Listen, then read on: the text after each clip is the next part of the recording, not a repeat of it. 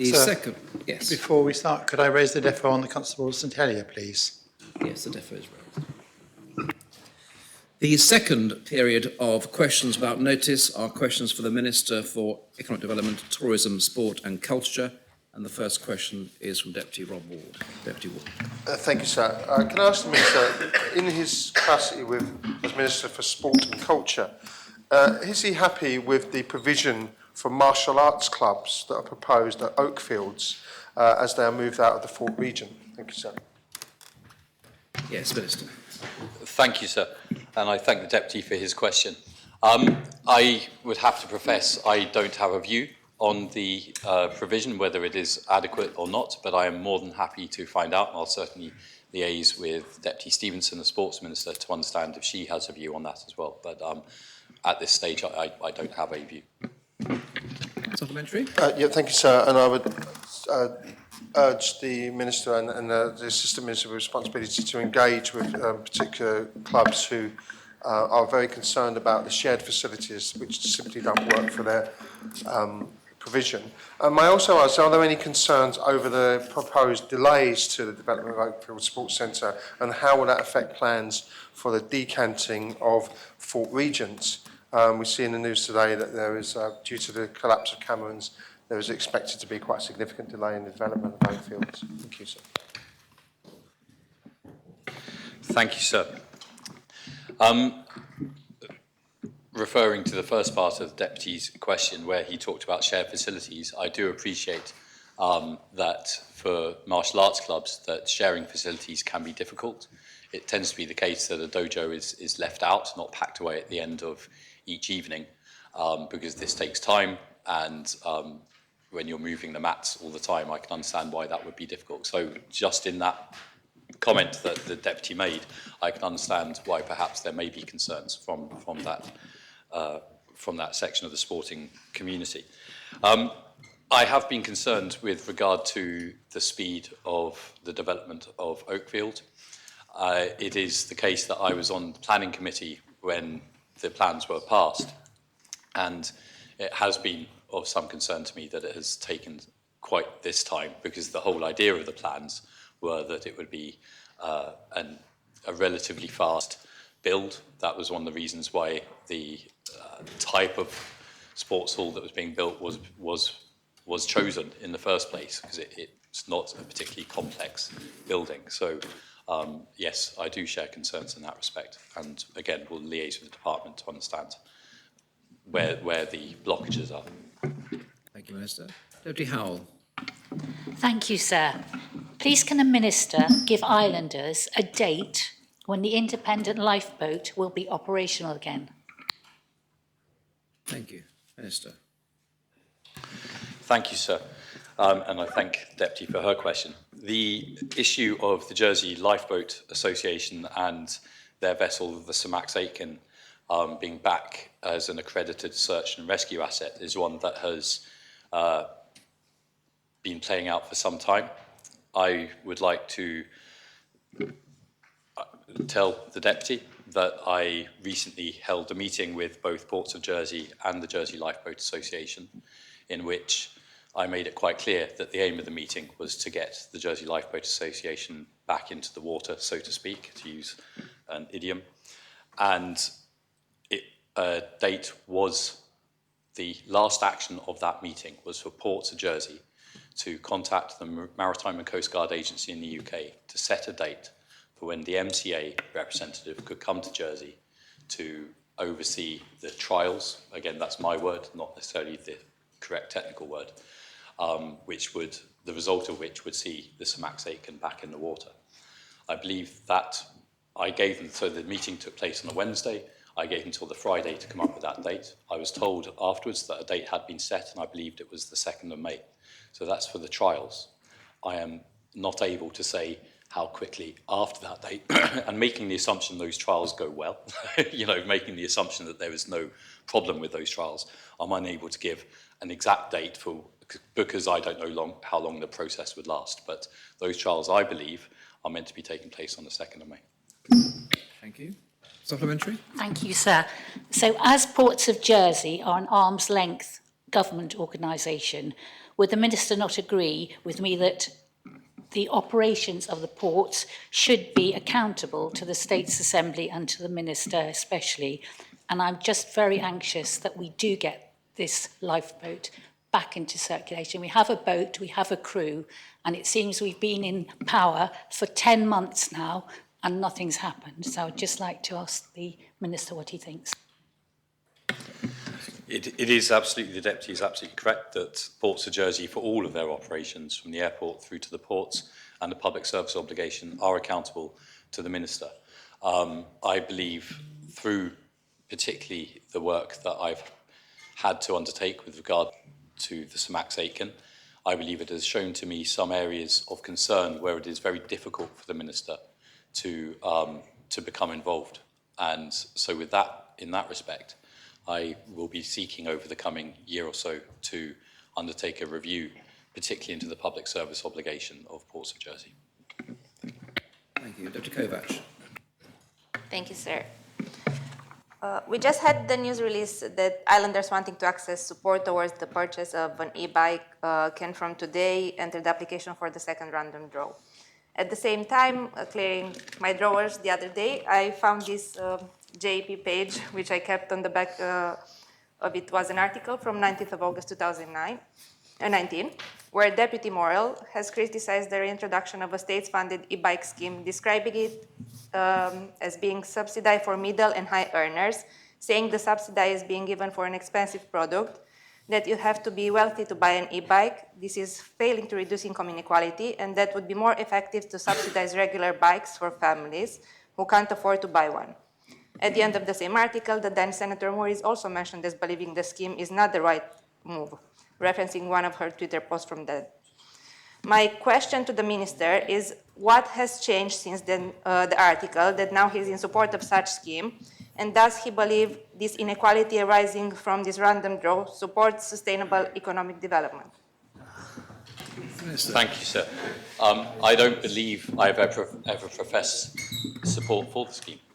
But I am part of a council of ministers, and I back I believe this is the Environment Minister, if not the Infrastructure Minister, whichever minister it is, and I apologise, which I back them in their decision making. And so they have a different view to mine. That's absolutely fine. I have no problem with that, and I back the minister in their choice. So in that sense, I haven't changed my view, but I'm not the minister responsible. But I will support the minister in their decision making for their portfolio. Supplementary? Thank you. Yes, I'm still on the scheme. I'm reliably informed that after the first application period, many regular bike owners have sold their bikes on a bike selling page on social media, many mentioning the reason for selling being they now get subsidized for an e-bike through the scheme. At the same time, I'm aware of a few cases where these e-bikes have been taken as a spare and moved to holidays homes in France, so not being used on the island. Is the Minister aware of this use of the scheme? Again, does this provide value for money in Jersey's economy? And how does the Minister think this can be addressed? Minister. Thank you, sir. As I mentioned in my previous answer, this is not an area in relation to my own portfolio, so I don't know the details either way. But the comments that the Deputy just read out do highlight my concerns, and my concerns remain. But as I said, I support the Minister, the relevant minister, entirely in their decision making, because they have the technical details, they have the fuller understanding than I do, because this is in their portfolio and it is not in my portfolio. Thank you. Thank you. Deputy Scott. Thank you, sir. Could the Minister please explain the purpose of his recent trip to Normandy and what economic benefits we might expect to see from it, and what contributions to increased economic productivity? Thank you, and I'd like to thank Deputy for her question. So I spent last week in Normandy, sir, and it was a most eye-opening trip in many different ways. One of the key factors that was very clear to see was the way, particularly in the Département de la Manche, they embrace the Channel Islands, and they see the Channel Islands very much as a part of the region economically and obviously historically. And so it was like knocking on an open door, sir, when it came to asking, can we increase our economic ties with the region? And so I met representatives from 3 different ports, 2 different airports, and a wide variety of businesses and business leaders. From the port, sir, I thought I learned so much. Number one, Cherbourg, sir, is now a port that is entirely equipped to deal with the transport of wind turbines. The port itself has been designed in a way, or has been reconfigured in a way, so that wind turbines are able to be assembled there and then brought to sea, where they are then installed. They are doing that for the Saint-Brieuc wind project as we speak. There is also a manufacturer of wind turbines at Cherbourg, sir. So that was clearly very important to understand and to see, because we won't be able to have any wind turbines stationed in Jersey waiting to be put out to sea here, because our port is far too small. It was also clear that I visited Caen Airport and I visited Cherbourg Airport. And particularly in Cherbourg Airport, it was very clear that within 1.5 hours of Cherbourg Airport, which is a tiny airport, it has to be said, in terms of the passenger facilities, there are 700,000 people who do not have easy access to onward flights, either to London or to other parts of Europe. As Minister, I'm very concerned. I'm very pleased that we now have connectivity to Amsterdam and we have excellent connectivity to the United Kingdom. But my concern, sir, lies in the fact that we are merely 100,000 people. And so how do we try to ensure that we maintain this connectivity and indeed grow this connectivity? So, sir, I saw the opportunity there to say, well, could people fly from Cherbourg to Jersey and then onwards to London, to Edinburgh, to Liverpool, to Amsterdam, to potentially, if airlines provided us, to Barcelona, to Lisbon? The answer was a resounding yes, sir. They were a 20-minute flight from Jersey. So the opportunity for Jersey to become a hub, an air hub for the whole region, was one that really hit me hard, sir, and made me realise this is how we maintain the connectivity from Jersey to other other areas. I also spoke with... So is this a statement I'm or a happy question? to stop there, sir. Yes, it's all very interesting, but probably give no chance for any more questions. Supplementary? Yes, with respect to the economic ties to which the Minister refers, could he please explain how he seeks to ensure that the balance of payments between France and Jersey works in favour of Jersey? Minister. Thank you, sir. Well, I think, number one, there's a massive untapped tourism potential from both Normandy and from Brittany. I think we fail to capture the 16.5 million Americans who visit the D-Day landing beaches every year. I don't think we bring a single one of them to this island, sir. And so in that sense, that is an export. Tourism for Jersey is an export industry. Obviously, when it comes to importing products, I spoke to a quarry that could import sand and gravel to the island, which are much needed commodities in this island. That would put the balance of deficits in the other direction. But I think the important thing is that we have a resilient island and we have an island in which tourism flourishes. And both of those items were things that I could very much see during my trip to Normandy, sir. Thank you. Dr. Tadia. Thank you, sir. Would the Minister state whether there are any plans at the moment to make entry to the museum free, so the Jersey Museum? And if so, at what stages in discussion is he with Jersey Heritage on that front? Minister. Thank you, sir. That is a very good question, which I'm afraid I must confess I'm unable to answer at the moment. I have often thought about making heritage properties free, but obviously there would be a cost to government there, so I think you need to find a funding mechanism. I have ideas for that myself. But, sir, I don't believe I have directly engaged with conversations with Jersey Heritage about this, but I am more than happy to, because I'm in no way against that. And I think Jersey Museum would be the starting point for such a programme. Also worth mentioning that Jersey Heritage now open all their sites all year round, which I think was a really important step forward. So would the Minister therefore take this feedback back to Jersey Heritage to have a conversation in short order with them to see if this idea for free entry to the museum is feasible and could be beneficial for everyone involved, including tourists, potentially American ones coming from France as well? I'd be very pleased to, sir. Thank you. Conataba Trinity. Thank you, sir. I would ask the Minister if he has concerns about the recent demise of the Garan Group, and in particular the construction company Camerons, and the impact that that is going to have on the community and the economy generally, with the amounts of money which is owed to numerous subcontractors, unsecured creditors and suppliers. And it further concerns me, and I'm sure it must concern others, that an arm's length government organisation in Andiam Homes was clearly aware that this situation was on the cards, because they moved a contractor in the day after the Camerons closed the gates. And it doesn't really feel right to me, and I wonder if the Minister has a view on any of that. Thank you, sir. Thank you, Minister. Thank you, sir. I thank the Constable for his question. It's an incredibly pertinent and relevant question. I am very concerned about the failure of Garin Group overall, which obviously began with the failure of Camerons. I'm concerned about the way that I'm concerned about the events that led to it in terms of other parties that may have led to the collapse of Camerons in the first place. I have been contacted by the Constable and others, members of the public as well, about their concerns with regard to payment of invoices. Unfortunately, this is an area where they have to go through the liquidation process and supply their bids. That's the wrong word, but for credit. They are creditors, and they need to make the administrators aware of that, sir. Unfortunately, I can't comment on Andiam. I have no knowledge of I have the same knowledge of what went on there as the Constable does. That which he says is potentially concerning, but I know that when we are talking about a failure of a key company in the island, I would question what could Andiam have done. If they had information, should they have shared that information? Because that would have only brought about the collapse sooner, sir. So I don't know. I can't comment on that, but I do share his concerns. That brings the period for questions to this Minister to an end.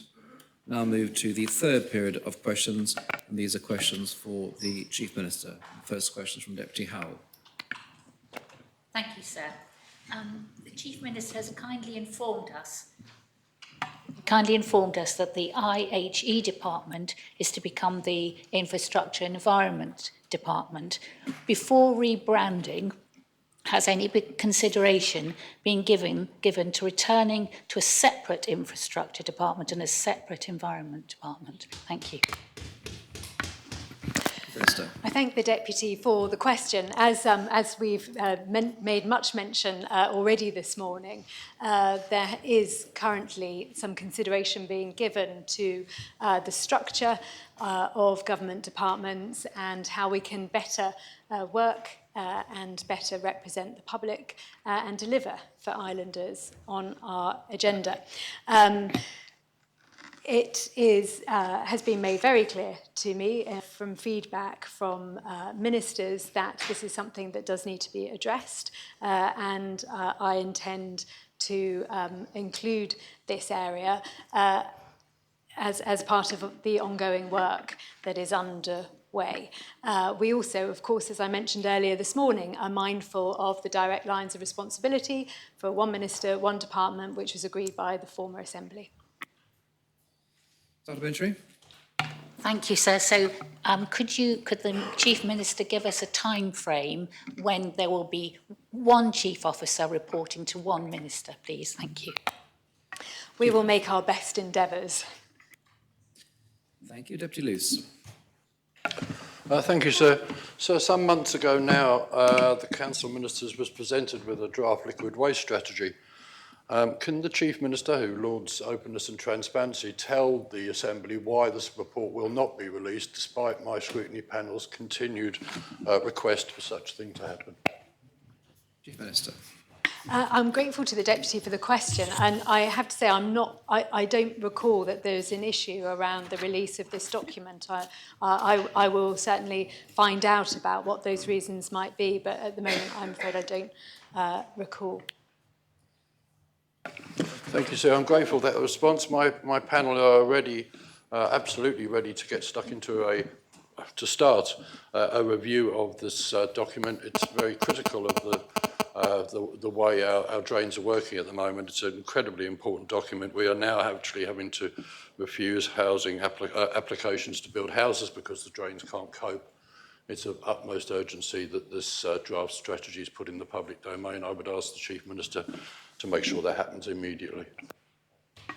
I would certainly agree with the Deputy that any blockage to us delivering housing, which is one of our areas of relentless focus, is something that should be dealt with in the quickest of timeframes, and I share his concerns.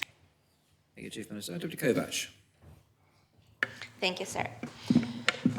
Following on the e-bike scheme question to Deputy Morrell from before, the first draw of the scheme had over 1,800 applicants with the 1 week application window, within that 1 week application window. How does the Chief Minister explain the huge number of applicants during a very short time to this scheme, which addresses a wish and had very low advertising budget, comparing with a much lower turnout in applicants over a much longer period to the community cost bonus, which is a need, and had a greater budget used for advertising? And in this case, does she think the community cost bonus provides the economic effect and value for money desired from the scheme? Chief Minister. Well, that's a thoughtful question, and I'm grateful to the Deputy. I share some of the views of the Deputy Chief Minister in relation to the subsidy scheme, but the number of applicants indeed shows its popularity amongst islanders.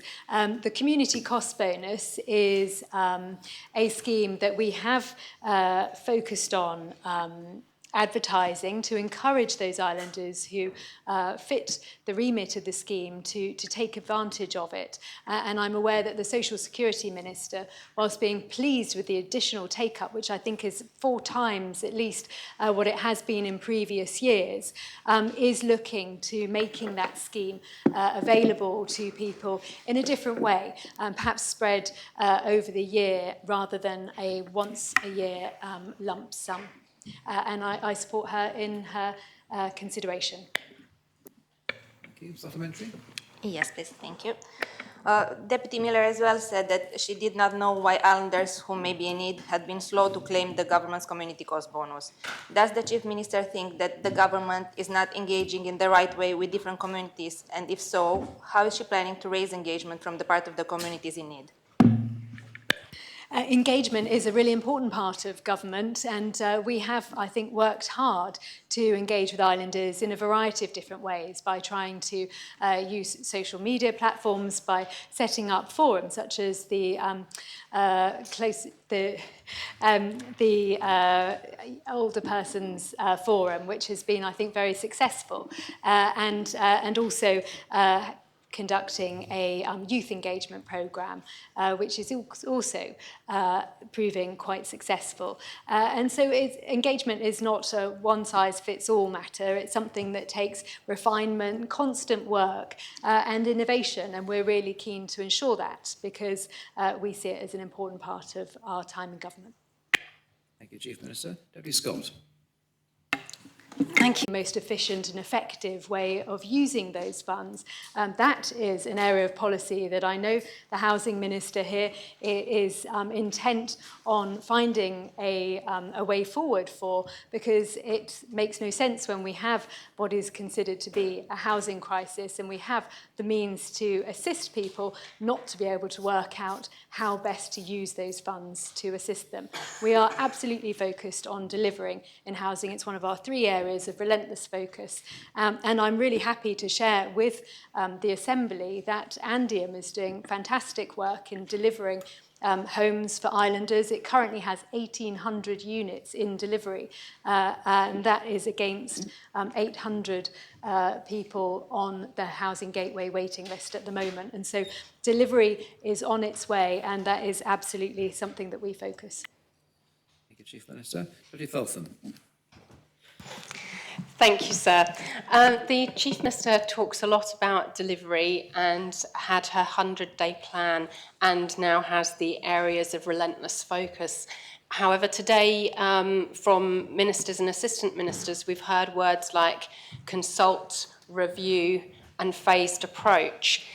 Does the Chief Minister agree that perhaps her government that was focused on delivery has moved into a government that is focused on doing things tomorrow? Well, I was tempted earlier today to say, of course, one cannot do right to do wrong in such a role as this. But of course, this is perhaps an area where I can only answer in those terms to the Deputy. We are, of course, focused on delivery. We are, of course, focused on our areas of relentless focus, which were identified some time ago. But equally, sometimes it is absolutely right to hold some consultation. And I'm sure that the Deputy, her colleagues and other States members would be very quick to point out if we were going ahead with certain actions and not undertaking adequate consultation that would be expected of you, of us. Supplementary? Thank you, sir. In earlier questions, I was quite disappointed by the lack of policy intent that ministers were able to articulate. Is it the case that because ministers don't have clear policy directions and aren't providing that policy leadership, that we're actually delaying meaningful outcomes for islanders? Chief Minister. I can only answer in the contrary. I think that ministers have identified in their ministerial plans a set of policy directions, and that is what we are holding our departments to account in delivering. The job of government is about developing policy. Sometimes they are medium-term policies, and sometimes they are quicker and swifter to deliver. I think the Home Affairs Minister and her intention to deliver the domestic abuse law, which sat, it has to be said, for 4 years on the back burner under the last government, is a case in point. Thank you. Deputy Mezek. Thank you, sir. Can the Chief Minister confirm whether or not she is in support of the proposal which is suggested in her Housing Minister's white paper on rental accommodation, that rent increases in the private sector ought to be capped at some level to do with affordability? So this is a consultation paper, and of course it is at its face value, it's an opportunity for people to ask questions and to gain insight into the views in the island of different people. Of course, we see housing affordability as an issue that we wish to overcome, because housing is one of our areas of relentless focus, and we recognise the high proportion of income that is being spent on housing. And so, of course, it is absolutely justified to ask the question whether this would be the right policy going forward. Supplementary. Thank you, sir. I think Deputy Feltham might have been onto something before in her previous comments, trying to get ministers to admit what their policies actually are. The government wouldn't be consulting on this if it wasn't something they were at least prepared to do. Is this Chief Minister prepared to vote for something on the floor of this chamber that says rent control in the private sector by capping rent increases at some kind of affordability metric is something that she would be prepared to do? Because if the answer to that is no, then the consultation is a waste of time, isn't it? Because it may lead to proposals that fall on the floor of this chamber. Nail colours to the mast, Chief Minister. What I'm prepared to do is to listen, and that is the intention of a white paper such as the one that has been published by the Minister. Deputy Tadier. Thank you, sir. In earlier parts of proceedings, the Chief Minister referred to one of her ministers, and I think we can be open and frank because it's all in the public domain, the Infrastructure Minister. She referred to his criticism of her government, and in particular in the handling of the Chief Executive's departure, as being a sole voice. She didn't say a sole voice in the wilderness, though I'm sure he feels like that at times.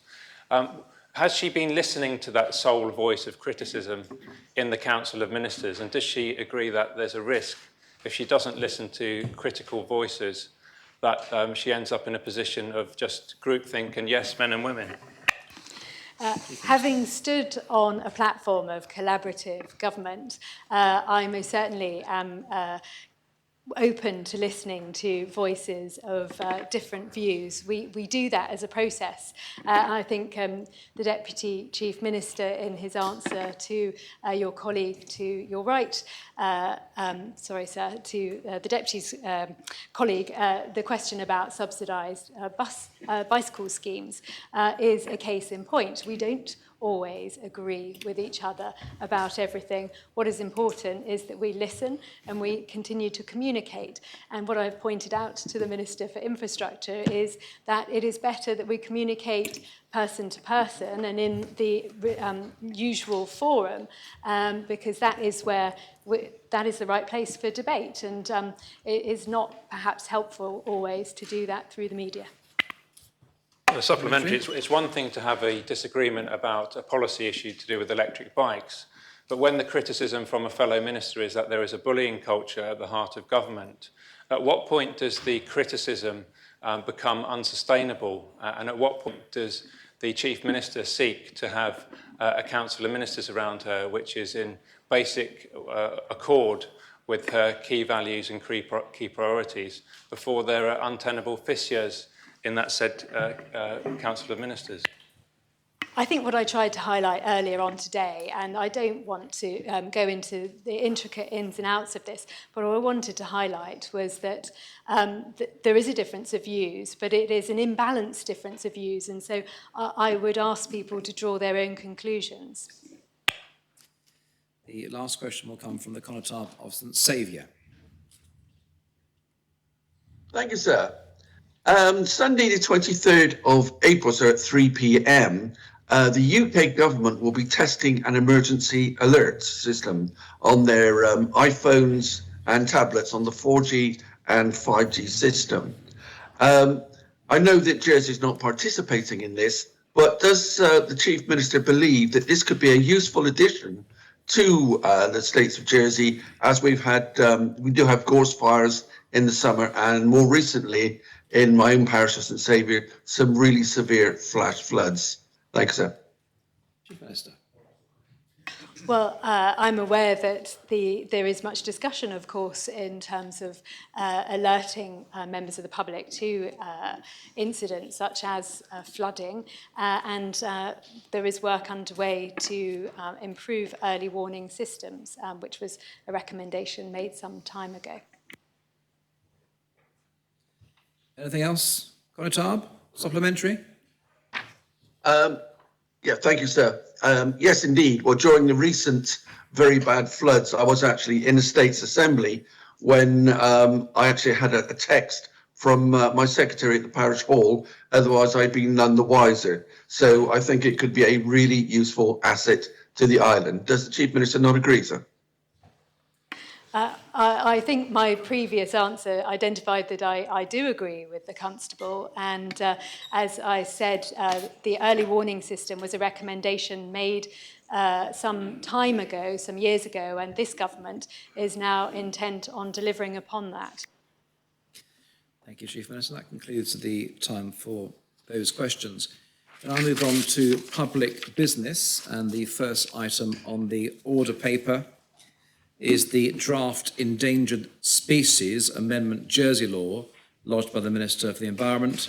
The main respondent is the Chair of the Environment, Housing and Infrastructure Scrutiny Panel. I ask the greffier to read the citation. Draft Endangered Species Sites Amendment Jersey Law 2000, a law to amend further the Endangered Species Sites Jersey Law 2012, the states, subject to the sanction of His Most Excellent Majesty and Council, have adopted the following law. Minister. Thank you, sir. If I may begin at the beginning, the Convention on International Trade of Endangered Species, or CITES, is an international agreement between governments relating to conservation. In fact, it's one of the oldest conservation treaties that we have. It entered into force in 1975, and Jersey is a signatory through the UK government. The aim of the convention is to protect vulnerable species from exploitation which may contribute to their extinction. CITES provides various levels of protection for species by listing them in one of three appendices, where Appendix 1 contains those species most at risk of extinction and so on. Our own law, the Endangered Species CITES Jersey Law 2012, was brought into force in 2012 with the goal of becoming fully compliant with CITES. But we have a small problem that is a consequence of the way the law was drafted. The problem is this: the law requires periodic updating so that we remain compliant with the Convention. This is because the appendices, the CITES appendices in which species are listed, are regularly updated as part of the CITES process, whereas our law, in its current format, lists species in a table within the schedule of the law. In other words, we maintain our own list of species which needs to be updated in order to match the updating of the appendices in the CITES agreement. We have looked at the need to update the tables in our 2012 law with the latest changes to the CITES appendices by means of a ministerial order, which is allowed for in the law. But we've concluded there is a better way to proceed, hence this amendment.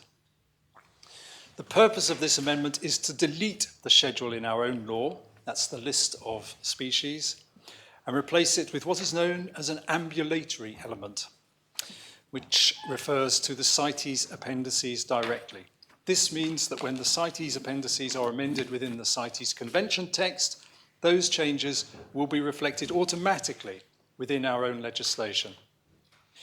There is a clear advantage to this amendment in that if it is passed, our legislation will point directly to the CITES Convention appendix listings, removing the potential for confusion on the part of the public or otherwise when interpreting our own list compared to the CITES appendices.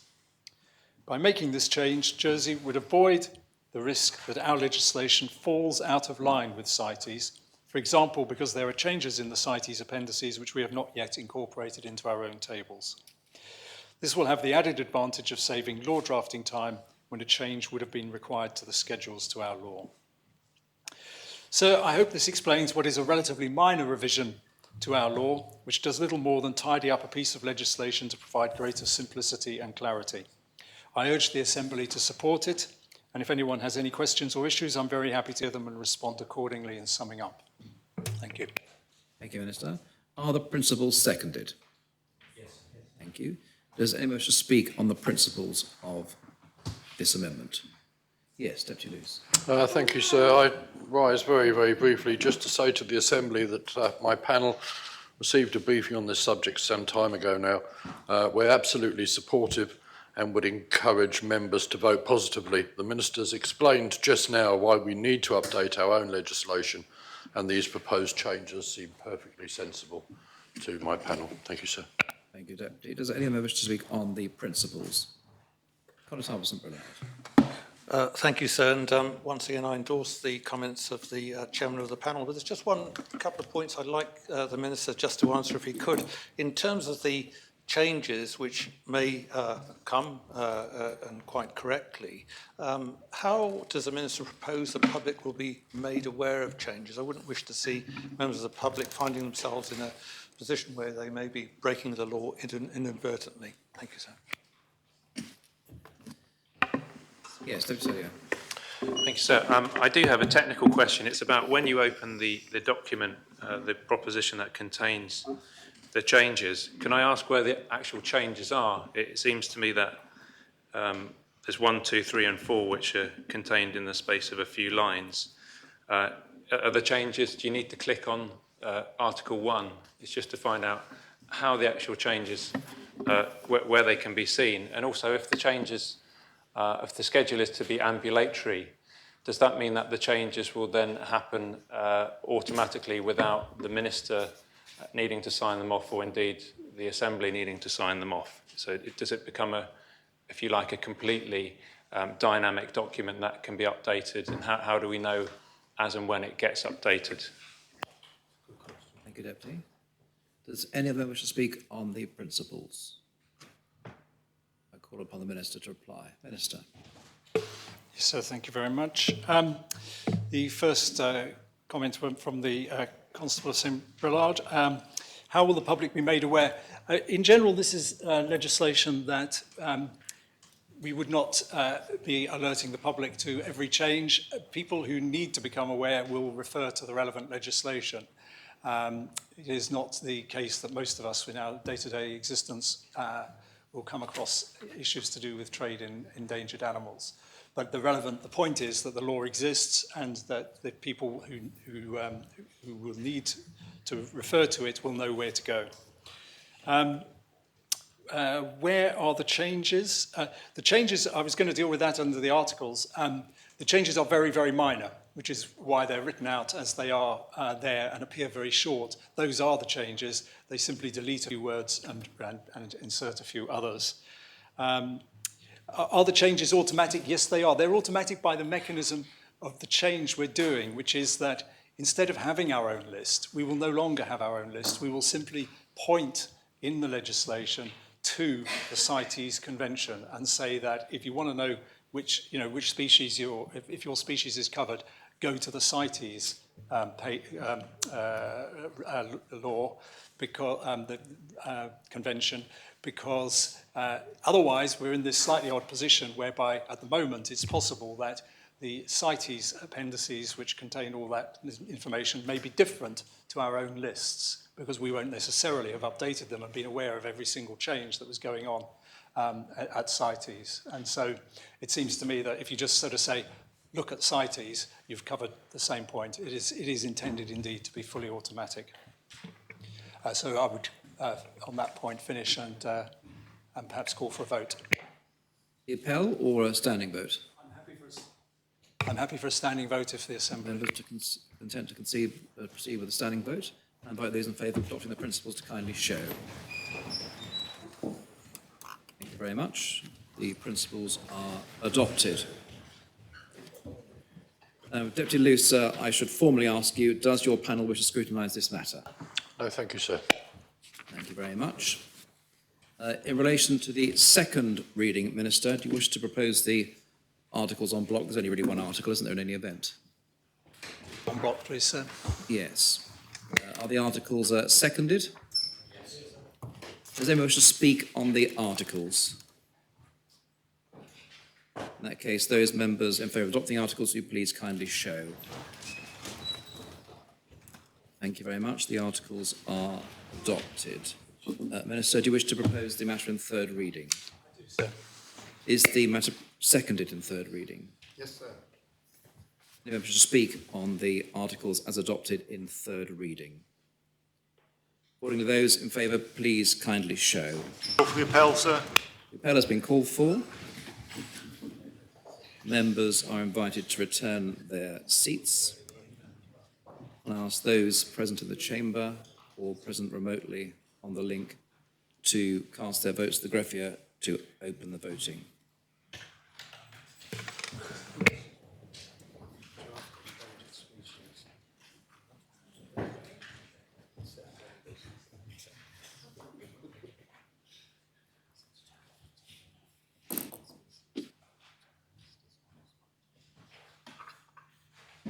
If all members have had the opportunity to cast their votes, then I ask the greffier to close the voting.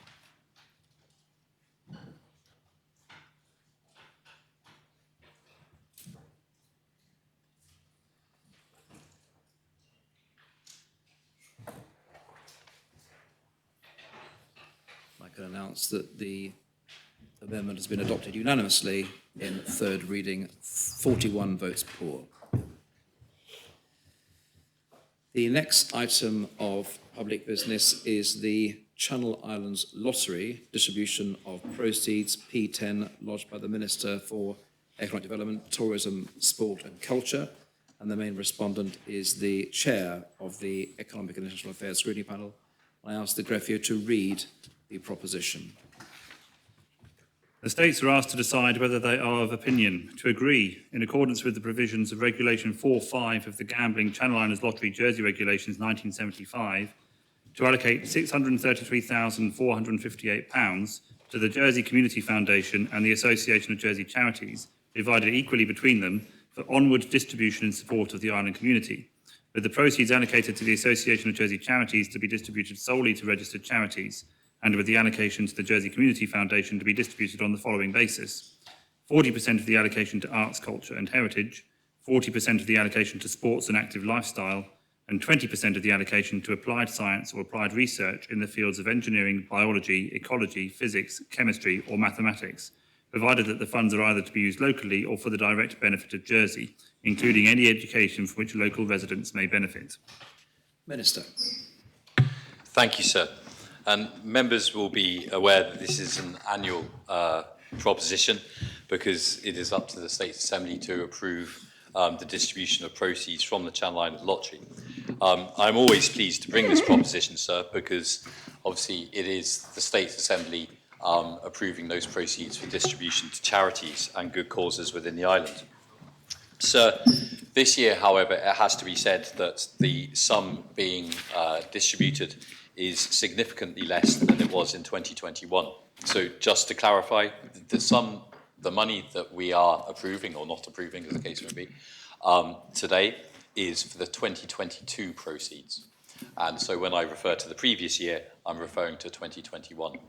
So in 2021, sir, £977,709 was distributed. From 2022, sir, that had reduced to 633,458, which, off the top of my head, maths is approximately a 30% reduction, approximately 1/3. This is due to the fact that during the Christmas lottery in 2022, sales were down approximately 10%. It is difficult for us to understand exactly why, but we do know that following the Lecum and Haute du Mont tragedies in December, that we did ask the lottery to pull back its marketing, etc., which was most likely in its most profitable is the wrong word, but the time when they do most sales. We asked them to pull back marketing, which I believe was absolutely the right thing to do, but does contribute or is likely to contribute to the reduction in sales. Also, sir, a new game had been created, and this is rather a technical situation, I guess. The Channel Islands Lottery Board pays the provider of the games when those games are created. And so if a new game is devised, that is when we pay for a new game. And when we talk about new games, it's the different scratch card games, the different way you play those games. And so new games had been ordered shortly or during 2022, and that cost had come off then. There may be no new games for a while now, in which case we won't pay that cost. So there were greater costs as well during 2022, sir. However, it is still 633,000 to be distributed to good causes in the island.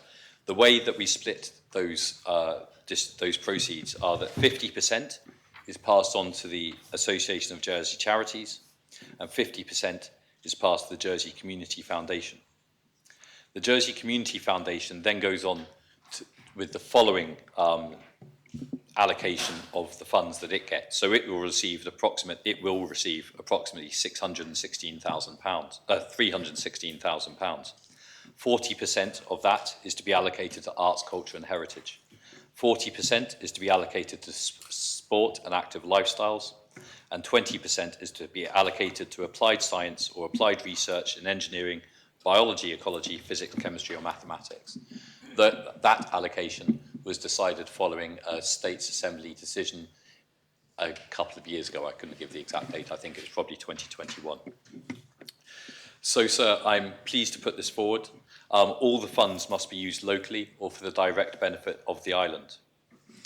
And I do ask that, despite the decrease in sales, that we do move this money forward so it can be distributed, because those charities or those organisations cannot distribute these funds until we approve it for distribution. I would also like to say, sir, that I had recently a meeting in Guernsey with the relevant president of the State's Trading Board, I forget, with the relevant president in Guernsey, and we came to an agreement that it would be very good to bring the Channel Islands lotteries much closer together, because whilst at the moment it is the Channel Islands Lottery, it actually operates as two separate lotteries effectively operating under one umbrella. And this does mean to some extent duplication of costs in terms of marketing and so on. And so I was very pleased that my suggestion was received warmly to bring the two lotteries much closer together and thereby reduce some of the costs involved in administering the lottery. I have also, sir, it was my intention, sir, and I have asked some members of the Assembly to join, to reinvigorate or reform, in fact, is probably the better word, the Channel Islands Lottery Board. This is a board that is required, but for Jersey, this is a board that is required under the law in Jersey, but hasn't been formed for a number of years. So I have asked Deputy Stevenson to chair that board, and I have asked other members of the Assembly to join her on that board, as well as representatives of the AJC, the JCF, and so on. That board will sit once I have finalised discussions with Guernsey as to how we'll move forward with a more joined-up approach to the Channel Islands Lottery. So, sir, I ask the Assembly to approve this. I hope that it will get its unanimous support, sir, because I believe that these organisations do want to pass on this money to relevant good causes in the island. Thank you, sir. Thank you, Minister. Is the proposition seconded? And does anyone wish to speak on the proposition? Dr. Kovac. Thank you, sir. Of course, this is a proposition that has to be supported, but I want to highlight a few related things for clarification. Checking the text of the proposition, as the Minister highlighted, there is a reduction in profits going to the Charities and Community Foundation of over 344,000 from the previous year. As we are all aware, local charities do some sterling work in our community by providing some life-benefiting and saving services for some of those most vulnerable in our community. Throughout recent years, especially during the pandemic period, many charities have shown their true worth and value to our community, with many organizations and their dedicated volunteers going the extra mile. We know, of course, that this continues because of the cost of living crisis that is affecting the day-to-day lives of many people, especially with the cost of housing and basic foodstuffs. Sir, I'm sure members will recall that the recent swim marathon raised money for the Salvation Army, Grace Trust, and St. Vincent de Paul, recognizing the increased need for their food banks. So having said that, it must be very disappointing, to say the least, that due to no fault of their own, there is going to be less money to share around these very vital and community-focused organizations. So while we know that many charities are doing some sterling work in our community, on occasions, one or two, or even collectively, may speak out publicly, not to blow their own trumpet, but because they are short of funds or perhaps need a few more volunteers. And sir, I wish to refer to the article in the JP on the 20th of February this year, where charities call for additional support as costs push up demand. And their survey shows that 55% of them said we need more support for the charitable sector from the government. Also, on the following day, on 21st of February, on another JP article, Deputy Morales said, ministers are committed to supporting charities, which are coming under increasing pressure due to the cost of living crisis. Charities are vitally important in providing support to the vulnerable, and the Council of Ministers is focusing on supporting the most vulnerable, adding that the profits from the Channel Islands lottery of just over 977,000 are being distributed by the Association of Jersey Charities and the Jersey Community Foundation for onward distribution to charities as appropriate. In addition, the Jersey Reclaim Fund will soon allocate £1 million to the Jersey Charity Foundation. Then I have noted then on 1st of March, Deputy Morel signs the ministerial decision to proceed allocation of the Channel Islands Lottery Fund as per the text of this proposition, in accordance with the regulation provision in Gambling Regulation 1975, to allocate 633,458 to be divided equally between Jersey Community Foundation and the Association of Jersey Charities. The question I would raise then from these three events is if the minister knew a few days before, when speaking with the Jersey Evening Post, that that fund is much less than what he has promised. Also, with this support being a statutory provision and much less than promised, what further support the minister has in plan to at least top up the difference to last year's figures, as he declared the ministers are committed to supporting charities under cost of living pressures, and that he also wants to offer increased support to the elite sport also sharing into this lower funding from the lottery. It would be great if the minister could address this in his final speech. Thank you. Thank you. Conrad St Mary. Thank you, sir. First, may I congratulate the Minister on bringing this proposition earlier in the year than some of his predecessors did. There was a time when this, the equivalent of this proposition was brought at the very end of the following year, which meant the money was sitting stagnant in an account. I'm pleased that it will be of use to the charities sooner rather than later. The second point, and perhaps the Minister can clarify this, my own recollection of my time on the scrutiny panel is that alongside the distributions made were service level agreements with the two organisations under which they were entitled to charge administration expenses up to a certain level. Could the Minister advise whether those figures have been taken into account in his figures and whether those agreements are in place, and does he have an indication of the level to be charged this year? Thanks, sir. Does any of them wish to speak? Deputy Rob Ward. Thank you, sir. Just following the constable there, he made some very good points that I was thinking of raising myself in terms of administration and spending this money. The other question I would raise is the 40% to support an active lifestyle. We have an organisation, Jersey Sport, that is a government-funded organisation directly. I just wonder whether they can draw on this money, because I know there are a number of organisations who aren't receiving that level of funding. Small organisations, sporting organisations that don't get that sort of access at times, sir. And I'm just wondering whether there's any, if you like, block on certain government-funded areas from accessing this money, because they do tend to have a lot of clout when it comes to those types of things. It's just a reassurance, really, that smaller organisations won't be lost in this allocation, particularly of sport funding. Because obviously, you know, there are always preferences and small groups can lose out on those. Also, just a really simple thing about the science-based education research projects, just the nature of those. I've always been intrigued when we talk about funding students, which I think is a very good idea for particular projects, but it's going to be extremely difficult to fund students in the world of science that only really relate to Jersey, because it's a big world of science out there. I just wonder whether there are criteria for that allocation. I have no criticism of allocating money at all. Just that detail, because it clarifies everything for people. So thank you. Thank you, Deputy. Comment Iverson Brillard. Thank you, sir. And really endorsing the comments of the two last speakers, I noted when just looking through this proposition over the last couple of days that I think it was the Association of Jersey Charities were advertising for a CEO at a salary commensurate with that position, which is something which rather worried me, I have to say so. And I just would, like previous speakers, ask the Minister to be sure that in the distribution that the funds are not getting sucked up in admin charges and fees. Thank you, sir. Thank you, Constable. Deputy Tellier. Thank you, sir. I know that we're really only talking about the distribution of funds, so we're presented with effectively a fait accompli, which is there are £633,000 and a few extra quid to be distributed, and this is how it will be distributed.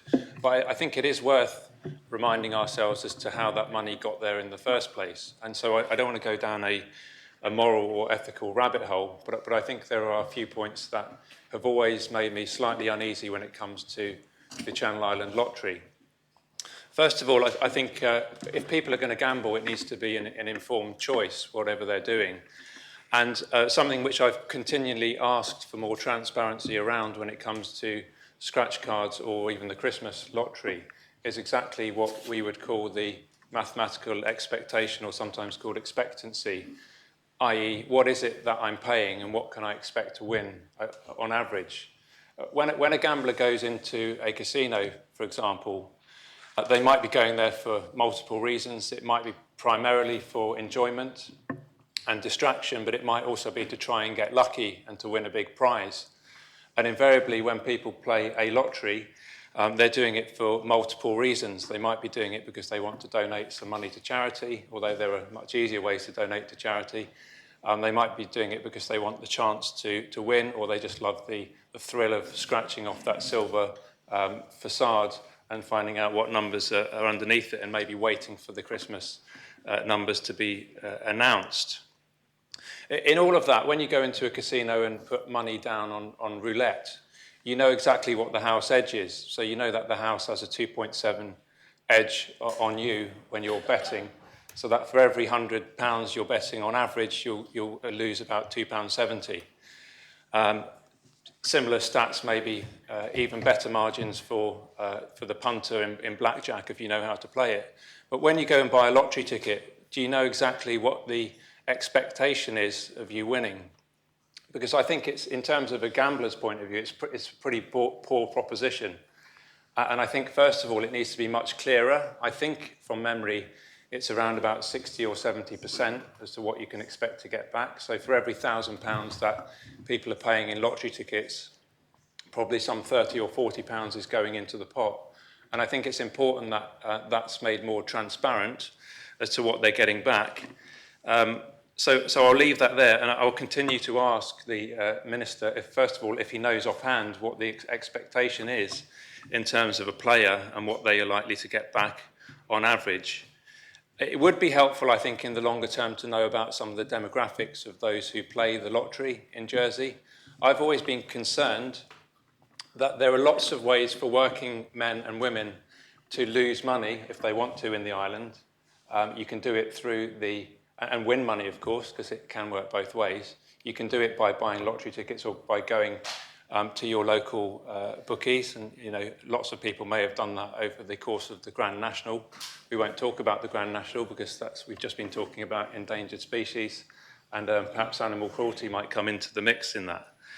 But there are very few ways, I would suggest, where rich people can go in the island to actually also try and win or lose money, i.e., if there was a casino in Jersey, and I'm not advocating it one way or the other, but we are here to distribute proceeds of the lottery, and we're talking about £630,000, there could be millions of pounds that we could be distributing to good causes every year if we had our own casino in Jersey, which could be administered by the same people who do the lottery.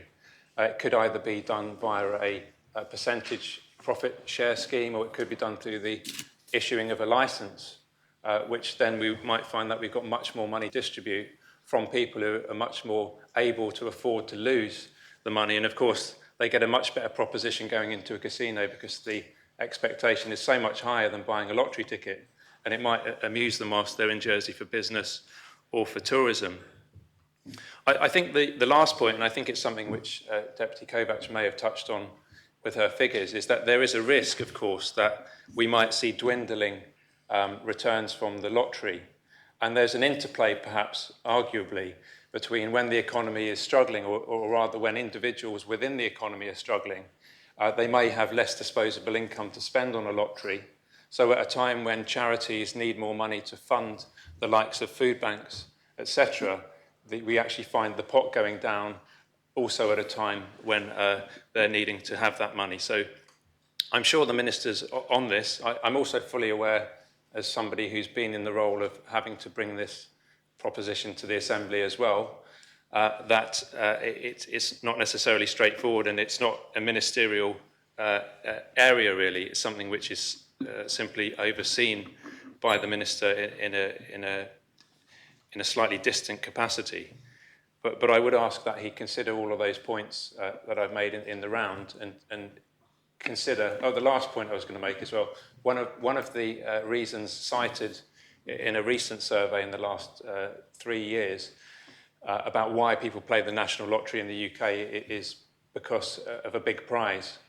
And I fundamentally believe, certainly anecdotally, that one of the reasons we're seeing dwindling participation in the Christmas lottery, the Christmas lottery is perhaps one which attracts people who only gamble at Christmas to buy a Christmas lottery ticket, is because the guaranteed prize is no longer £1 million.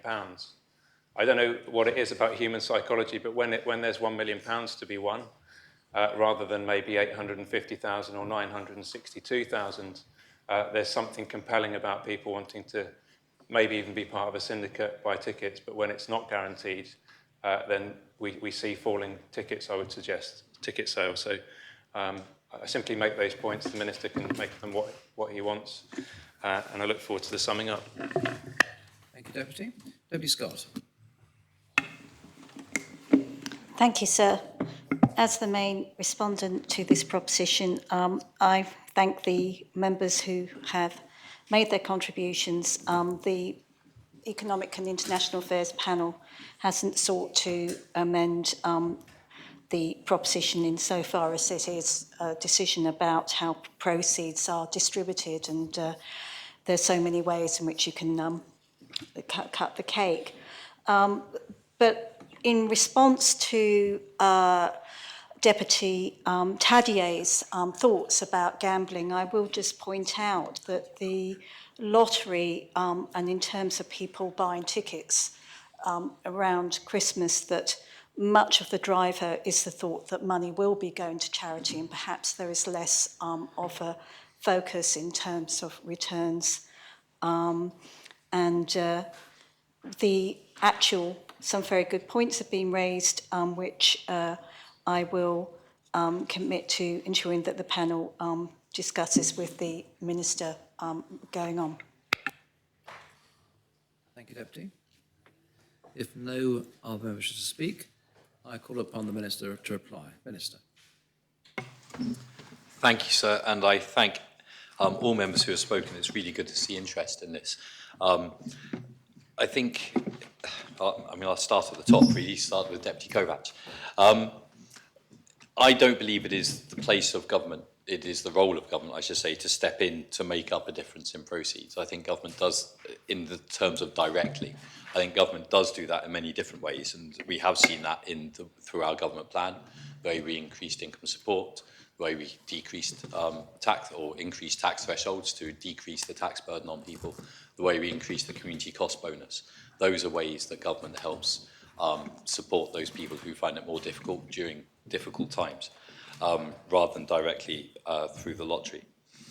The Constable of St Mary, the SLAs are still valid. I'm sure the Constable will be pleased to know they are two separate SLAs with the Jersey Community Foundation and the Association of Jersey Charities. Admin costs are referred to in there to limit the administration costs. Off the top of my head, I can't remember.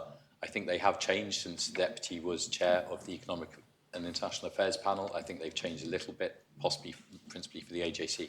I'll have to go back and get the information to confirm exactly where they are. But the quantum of change is very slight, not large. But it's always been important to me that we limit the administration costs that are taken, especially when you're seeing effectively just £300,000 or so for each organisation. If you were to take too much, it's easy to eat into the whole sum. Deputy Ward, can Jersey Sport draw on this money? I believe they probably can. Jersey Sport is a charity. It's been, to my knowledge, it's been set up as a charity, as a charitable trust, and so I believe it probably could. I think the Deputy raises a really good question about whether organisations such as Jersey Sport, which are also strongly funded by government, can dip into this particular set of funding.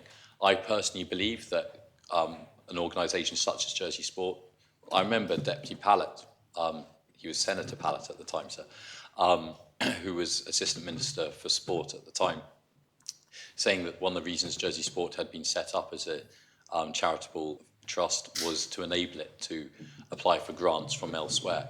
And I fully support that. I think that Jersey Sport should be applying for such grants, and I believe it does apply for such grants.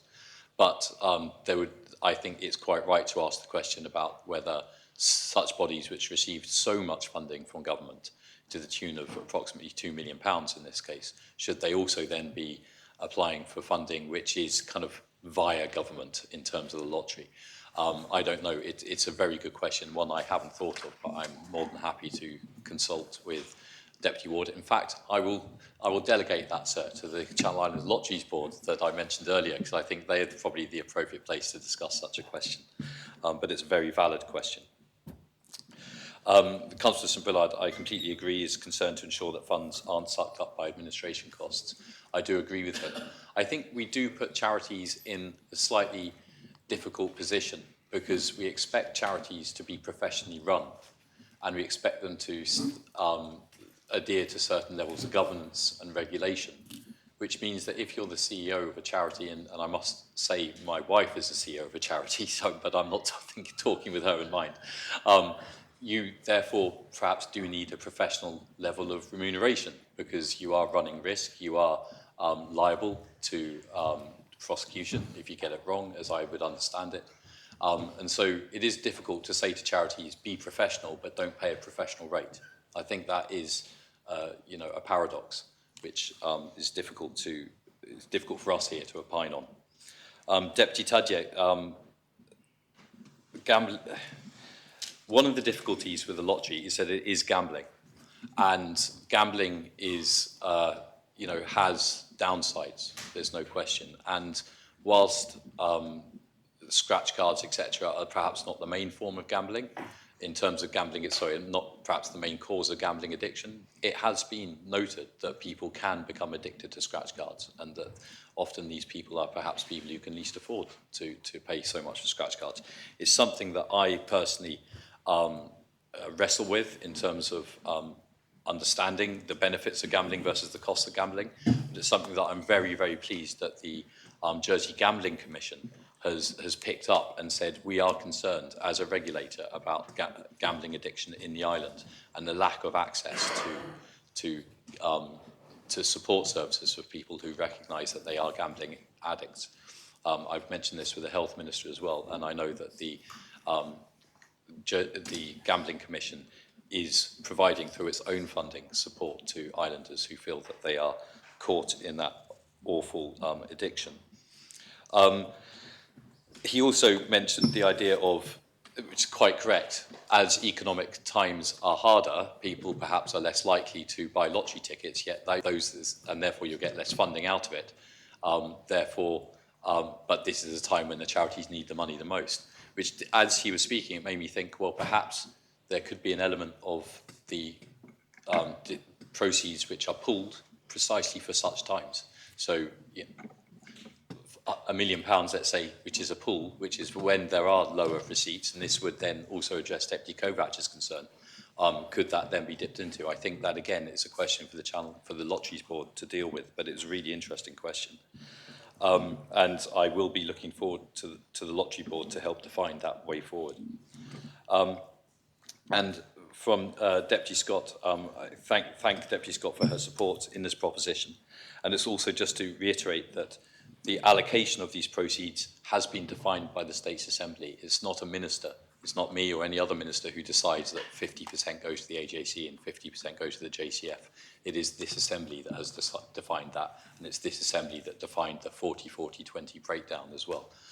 So any change to that would need to come before this Assembly.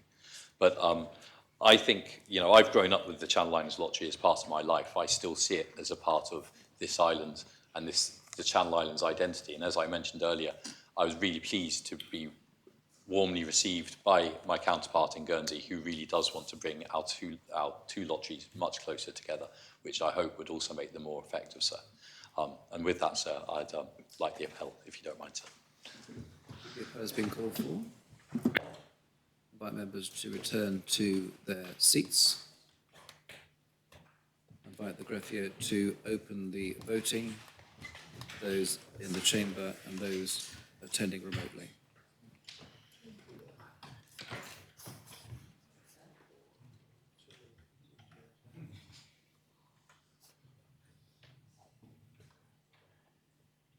All members have now cast their votes. I ask the greffier to close the voting.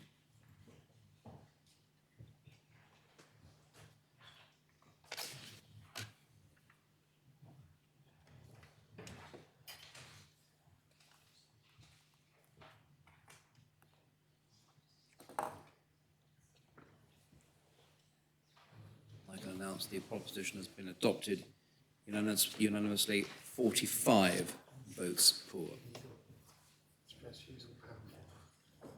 The next item of public business is land transaction under Standing Order 1683, Andium Home Site, Kensington Place. Sale to the public, deferral of approval lodged by Deputy Farnham, and the main respondent is the Minister for Infrastructure. I invite the greffier to read the proposition. The States are asked to decide whether they are of opinion to request the Minister for Infrastructure to defer approval of the land transaction agreement as proposed in R33 of 2023, presented to the States on the 1st of March 2023, pending consideration by the Assembly of the details of the clinical outcomes and cost of the proposals for multi-site healthcare provision. Deputy Fowler.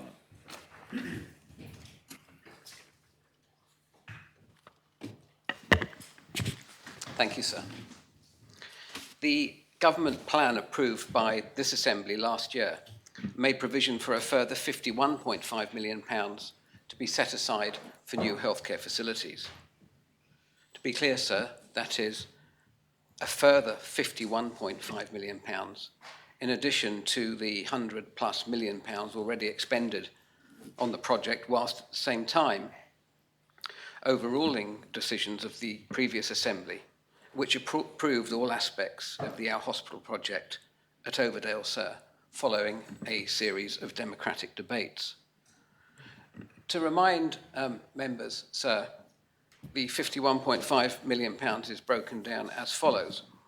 The Lekenove healthcare facility is going to require an additional £7 million, sir, and that is largely because under the previous scheme, this facility was due to be used on a temporary basis, sir, for the transfer of the facilities used at Overdale during the Overdale build, sir, and then all those services being returned to the new single-site hospital.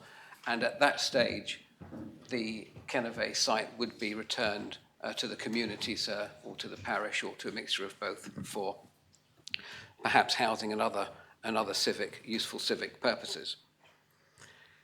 The strategic purchase of Kensington Place, £16 million, which I'll address in a minute, and the development of a revised scheme, that's the development of the revised multi-site scheme of £28.5 million, and that, sir, is for sort of redoing the design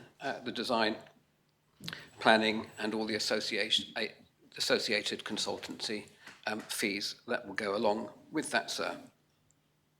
But this proposition addresses the £16 million that has been set aside for the strategic purchase of land in Kensington Place, to which members will be interested to know was acquired less than 18 months ago in December 2021, sir, by Andium Homes for a total of £7.8 million. And I want to iterate at this stage, sir, that I absolutely make no criticism of Andium Homes or whatsoever. I believe, sir, they have been put in a very difficult position. And I believe, sir, they wanted nothing more than to get on and build the houses for which they were constituted to do the home, sir. Minister's report R33 of 2023, which is appendix to the report to this proposition, sir, informing the states that the minister had agreed to the purchase of the land, contains little detail and provides no explanation as to the large premium or uplift in the value of £8.2 million demanded to acquire the land on behalf of the public, sir. And that, of course, for those members who don't have calculators, is the difference between 7.8 million and £16 million, sir.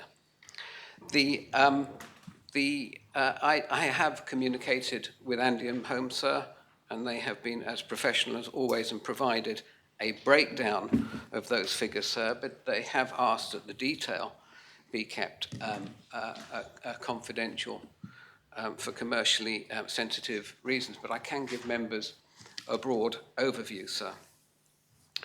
The bulk of the uplift, sir, is classified in their terms as main contract, which is almost £7 million. So now that will be to reimburse Andium, who in turn will reimburse their developers for the demolition work and all of the preparation and all of the work that's already been carried out on the site, sir.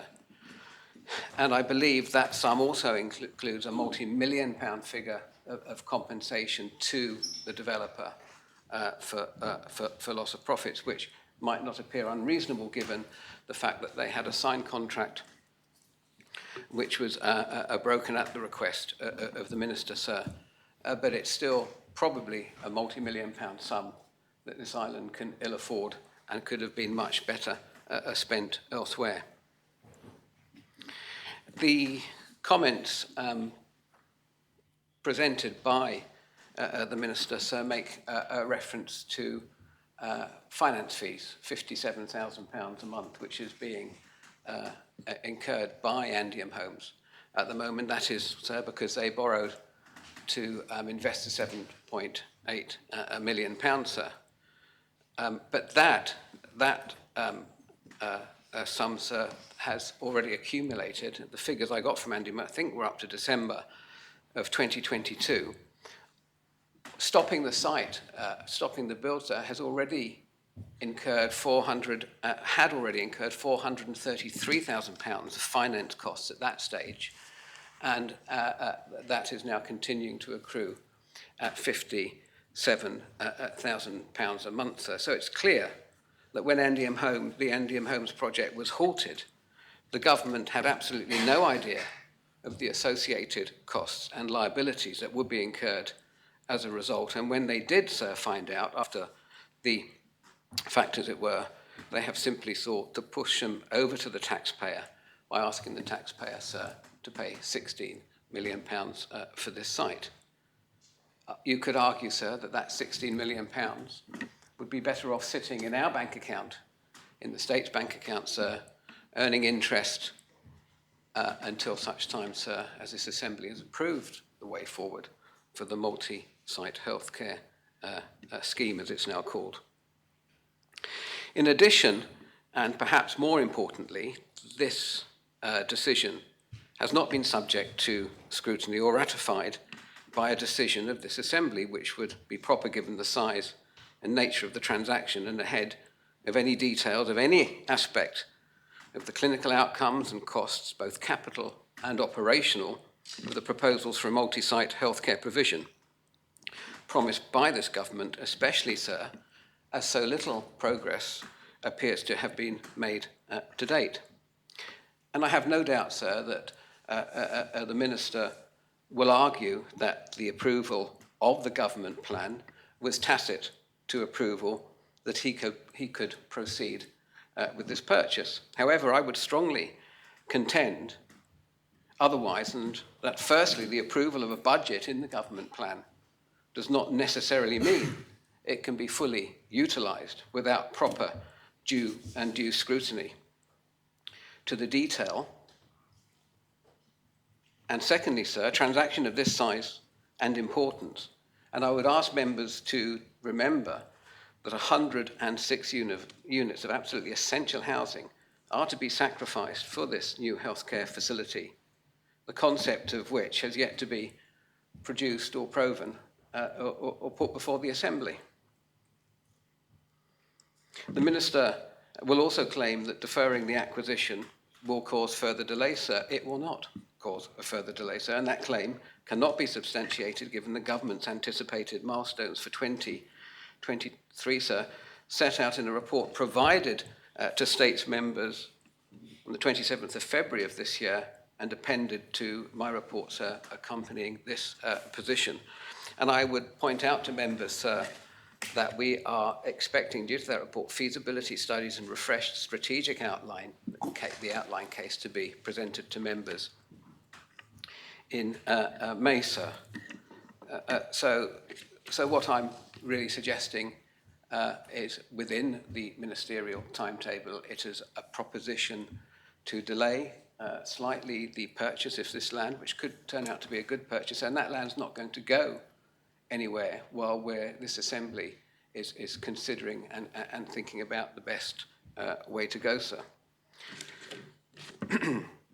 Delaying the purchase of this piece of land until such time as clinical and financial details of the new health facilities programme, sir, have been provided, and the decision has been appropriately scrutinised, sir, by the Assembly, I think is essential if we are to abide by our principles of good democratic process. So accordingly, I am simply asking members today to request the Minister for Infrastructure to defer, not to cancel, sir, but to defer approval of the land transaction agreement pending consideration by the Assembly of the details of the clinical outcomes and detailed costs of their proposals for a multi-site healthcare provision, sir, as promised.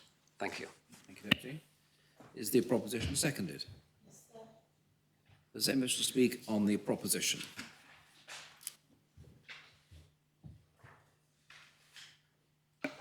Yes, Deputy Binet. Tom Binet. Just proves that one's never too old to learn lessons, and I've learned a lesson this afternoon, and that's not to be quite as naive as I appear to be. I was going to start by apologising to Deputy Farnham for the critical comments that I was about to make, and I'm not going to do that now. And I wish I hadn't shortened my speech by about half in order to try and be as constructive as possible. Before I actually start reading the written part of my speech, I want to pick the Deputy up on some of the comments he's made in relation to the funding. I'm very happy to publish as many details as I'm commercially allowed to do in relation to what's happened, because there's nothing to hide. But I'll just use one example. The Deputy's left everybody here thinking, it certainly came over to me as if he was trying to tell people that Kennervay was going to cost a further 7 million. The 7 million that has been put in the budget is the same 7 million that would have been spent under the last regime. So I think we all need to be mindful of the fact that there's some very careful spinning going on here, which I don't think we should appreciate. I would also mention that I've had conversations with the Deputy over the weekend and explained to him the implications in as rational and as comprehensive a way as I'm capable, and asked him to withdraw the proposition, but sadly, sir, to no avail. Everyone in this Assembly is painfully aware of the decade-long attempt to resolve our requirements for a new hospital or new healthcare facilities, whichever way you want to describe them, and of the very pressing need to come up with a solution that actually works. One that takes all parties along with it, so healthcare workers, patients, taxpayers, and everyone else. All of this requires certain actions to be taken in a timely fashion. So, unless I'm mistaken, Deputy Farnham was present when the government plan was debated at the end of last year, and this Assembly voted by a comfortable majority to approve funding for the purchase of the Andium site in Kensington Place. He may have opposed it, but the majority did not. The purchase of the Andium site at this stage provides the certainty required to start the basic design work for the site, which includes the all-important relocation of the energy centre, so because that sits right in the middle of the site, and that needs to be, the work needs to progress as quickly as we can. Once the basics are established and the essential clinical and operational adjacencies have been agreed, the detailed design work needs to begin. So as far as I can see, this proposition to delay the purchase of the site achieves absolutely nothing, nothing of a positive nature at all. What it does deliver is a great deal of uncertainty, not only for the excellent project team who are working to an exceptionally demanding timetable, but also to the public, who at this stage of the proceedings have already had more than their fair share. The proposed delay, as the Deputy's already pointed out, is going to cost an ongoing £57,000 a month in interest payments. That £57,000 would cease to be a cost to them if those loans were repaid. The most upsetting part of this particular element is that this money should be being used on the provision of affordable homes. Instead, it disappears without trace. So, given that Deputy Farnham has considerable commercial experience, one might perhaps have expected this to have featured somewhere in his thinking. But instead, we've all been treated to another round of political grandstanding, and I hope I'm allowed to say that so, all of which comes at a considerable cost. With this in mind, sir, I should like to suggest, as politely as I can, that this practice comes to an end. Either a proposition is brought to the Assembly, asking it to reverse the current direction of travel and instruct the Council of Ministers to proceed with the Our Hospital scheme, or the new scheme should be permitted to proceed to the next stage without further interference. If the former course of action were to be considered, I hope the Assembly would be mindful of the fact that the Our Hospital project was designed around the now defunct Jersey care model. And should we choose to build it, we would not have sufficient inpatient, step-down or dementia beds. It would have no rehabilitation unit, it would no hydrotherapy pool, and no outpatient physiotherapy unit. It also reintroduces all the risks associated with committing to a massive one-piece capital project in the climate of ever-increasing uncertainty. And that's hardly an inspiring prospect. So I think I've said everything that needs to be said. So before I finish, I'd like to ask every member of this Assembly to consider the serious implications of this proposition and for the good of all islanders, reject it wholeheartedly. Thank you, sir. Minister. Deputy Wall. Thank you, sir. I'd just like to wholeheartedly give my support to the Infrastructure Minister on his commentary. I am aware that there's concern of loss of homes. However, I was at an Andium meeting a day or so ago to be advised that a further 109 homes are being proposed on the Apollo site and the takeover of the Clare Street site as well. So those homes are going to be adequately replaced, which is great news. The cost to Andium, I cannot say be more, this is crazy. £57,000 a month. As the deputies correctly pointed out, this is a cost to our society in homes. The idea also that the taxpayer somehow is losing out is also wrong. These monies are going into Andium Homes. Andium Homes is owned by the government of Jersey. This is a transfer of those assets. It's a strategic purchase, and I think that actually has to be commended as well. It's important we get those strategies right. The states in the past can be very critical of not making correctly, timely strategic purchases. I think it's really important that we recognise that fact. So I support the Infrastructure Minister, and I would ask everybody in the Assembly to reject this proposition. Does any other member wish to speak? Deputy Mezek. Thank you, sir. I've been baited by the previous remarks there. And I will just make this point. It is absolutely absurd to bring in the old Apollo Hotel site as if it's somehow compensation for this, because had the plans for hospital not changed, that would have been in addition to the Kensington Place ones. So don't pretend that it's a replacement, because it ain't. If we're going to have a debate on these kind of things, let's be straight about these things, please. Sir, I can feel comfortable in voting in support of the proposition from Deputy Farnham. Firstly, I can say that my own conscience is clean on this, because I have not voted in support of the previous government plan and haven't voted in support of throwing the previous hospital proposals in the bin just yet.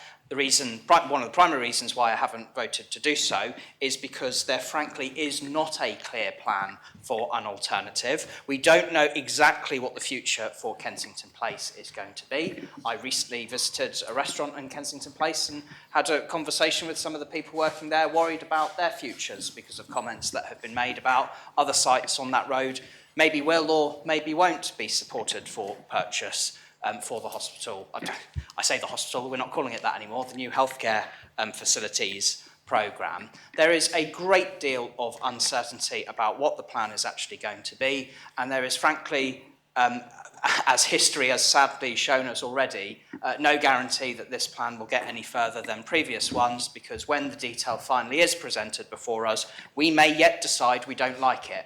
We may yet decide that the maths doesn't stack up. We may yet decide that the model of care that will be delivered over multiple healthcare sites rather than one might not be the one we end up actually preferring. But of course, maybe we will prefer it when it all comes. But it ain't here yet. And on that basis, I am comfortable in supporting Deputy Farnham's proposition, and we'll wait and hear what the case is for new healthcare facilities when we actually see detail for it, understanding what it actually looks like for Kensington Place, because right now we don't even really have a hand-drawn sketch of what we might be thinking of for that site. And so to ask us to be mucking about with our property portfolio in this way on the basis of no detail is, in my view, not responsible. Thank you, Deputy. Does any other wish to speak on this proposition? Conrad Alston-Brilla. Thank you, sir.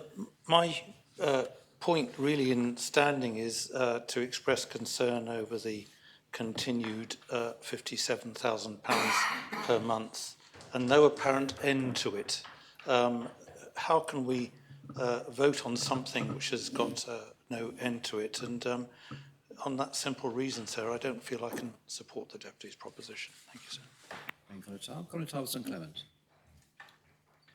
Sir, I don't know where to start. I'm not as eloquent as the Deputy or Deputy Mezek, but this is an unholy mess.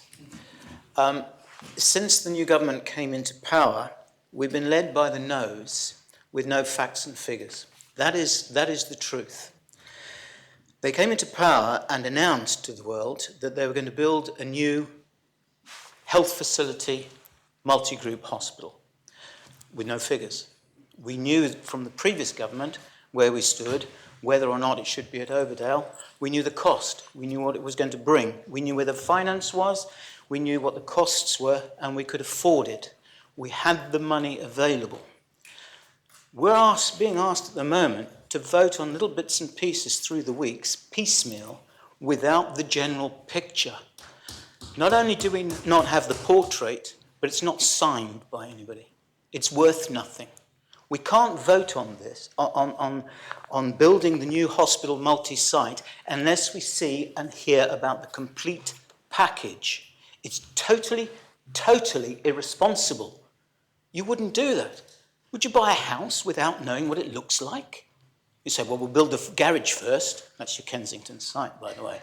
Build the garage and we'll see what comes up, see what money comes available. It might be a good idea to build a kitchen because we need a kitchen. With the multi-site, you're going to need 4 kitchens. You're going to be chucking stuff around the island from lorries up from St. Peter's to 4 different venues. The logistics are outrageous. The staffing is humongous. And it's just not feasible. And we shouldn't be considering this without the entire picture. We're being led by the nose. It's totally wrong, totally irresponsible, and I support Deputy Farnham. Thank you, Colin Tarr. Does anyone wish to speak on this proposition? Colin Tarr of St Martin, then St Lawrence, then Deputy Rob Ward. Colin Tarr of St Martin. Thank you. I'm pleased to follow my fellow constable, and I share the same views as him, because given the uplift of 8.2 million, does the 8.2 million include compensation or payoff to a developer? If so, which developer and how much is the payoff? People are worried about the £57,000 per month payment, well, so am I, but I've heard that the payoff is 3 million, which is a heck of a lot more than £57,000 per month. So I'm happily supporting Deputy Farnham, because I really can't vote on something that I don't know about. I haven't seen any plans. I have nothing, as Constable of St Clement says. We are being led by the nose, and I can't vote on anything that I don't have any facts about. So I'd like to know about the hearsay of £3 million payoff, and if they can come back to the Assembly with more detail, then maybe I'll vote for it. Thank you. Thank you, Colin Tarr. Colin Tarr of St Lawrence. Thank you, sir. I really feel that this government has overturned, without debate in this Assembly and without the approval of this Assembly, a legitimate democratic decision that was made by a previous Assembly. They have overturned it, and they have not given us sufficient evidence as to why they have made that decision. And I think what I'm doing is supporting what the Constable of St Clement said a moment ago. And I've been here long enough to have had pops at different ministers over the years who have done exactly that. They have overturned decisions made by previous assemblies by not enacting them, by completely ignoring them, by just letting them slide and expecting them to fade away. But this is the biggest decision made by an assembly, I would say, within living memory, because of the impact on our population, health-wise, and the impact on our economy and the cost to us. And I look at our Chief Minister and I think, how on earth can she sleep at night knowing that the public know nothing, we know nothing, the public know nothing, I would argue, about the ultimate intentions and aspirations of this government to deliver a new hospital, other than it will be multi-site. It will be a multi-site project. So I feel that I don't have enough evidence from them for them to have made this momentous decision to not act upon a legitimate decision made by a previous government. or a previous assembly, I should say.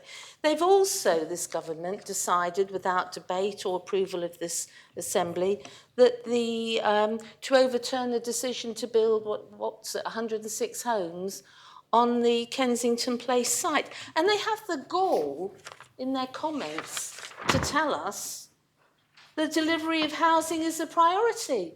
And yet they're the ones who have stopped the delivery of 106 odd units. And then we have the minister telling us, in his logic, that actually by using the Apollo site, it doesn't matter that we've lost the units in Kensington Place because we're gaining them somewhere else. No, we're not gaining them. We are getting units at the Apollo site, which we should be getting, as well as the units in Kensington Place. So don't tell me that we're not losing out by foregoing the 106 units in Kensington Place. It doesn't make sense. The comments by the Council of Ministers, I think, leave a lot to be desired. And they say to us, Andium need to know what they are doing. We shouldn't leave them in limbo. Well, it's not us leaving them in limbo. It's the government. It's the Council of Ministers. Don't try and blame it on everyone else who sits in here. It's their decision. I think I've probably said enough. I'm not happy with this. I'm not happy with them. I don't get very cross very often, sir, but, you know, I'm still waiting for them to actually present me with evidence that I can be happy with and that I feel I can support. I'm not a die-in-the-ditch supporter of the Overdale site, but I do recognise that it was a democratic decision. It was based on the evidence that we had at the time.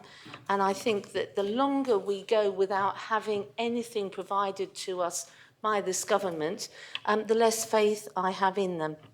Suffice to say, sir, that I will be supporting Deputy Farnham this afternoon. Deputy Rob Ward. Thank you, sir. Follow that then. There we go. If you can, exactly. I'll just pick up on something that was said there by the constable about not being a die-in-the-ditch supporter of Overdale, and I think that is a common approach here. There were issues. Of course there were issues. There were issues, all sorts of issues with that as a thing. But we were offered, well, I don't know what we're being offered, and this is the issue now. We are being told, it's very easy to stop things. It's very easy to not say, we are not going to do this, we're not going to do that. But what you've got to do is you've got to come up with some genuine alternatives that will work. And you've got to respect this assembly, sir, and its decision-making processes. Unfortunately, and I agree with the last speakers in the points they've made, and Deputy St Clement, actually, I think you spoke very eloquently, and I totally agree with you. But I think the issue that we have is, I'll say this as delicately as I can, sir, we've got a lot of single issue politics going on that has been brought to this assembly.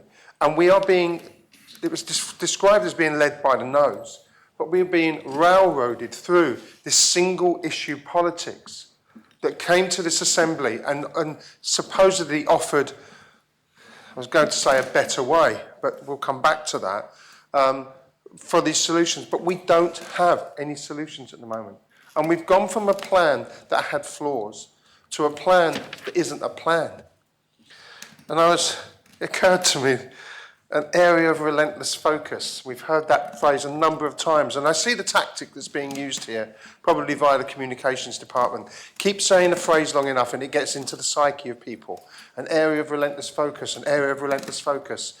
Unfortunately, sir, it's becoming like the sequel to Jean-Paul Sartre's Being and Nothingness, because there is nothing there. And we don't know what the future holds. And we are being asked to make a decision or to sell. And this, let's talk about populist politics, shall we? Because actually the popular view that people, I've heard so many times, I've been asked is, And there are inaccuracies in this statement. I know there are inaccuracies in this statement, but if you're going to go with populist politics, which is what we're being asked to do, then let's look at the inaccuracies of that. Why are we buying a site that we sold to the government-owned entity at an inflated price? That's the question I'm being asked. And why are we doing it, and what are we going to do with it? Because we don't know what's happening with our future hospital site place thing. I don't know what it's called anymore, so it's called something. It's got a new name. It's been rebranded, probably at the cost of who knows what. And what we're being asked to do in this proposition is not to stop this multi-site. It's to say, do not make this decision now until this assembly has a lot more detail on what it's going to look like overall. And if you come back with a plan that is masterful, wonderfully thought through, absolutely affordable, gives us a really clear picture of where healthcare will be, makes it usable, makes it accessible to all, on a multi-site, you solve the problems over staffing, and you solve the problems over travel, and you solve the problems over administration, and you solve the problems over building parts while people are still in hospital, then absolutely you'll get support. But we are not seeing any of that. We are being asked to vote on air, on a railroad of popularism that came from an election where there was unhappiness over what had gone previously. And we've got to use a footballing term, put our foot on the ball here and stop that.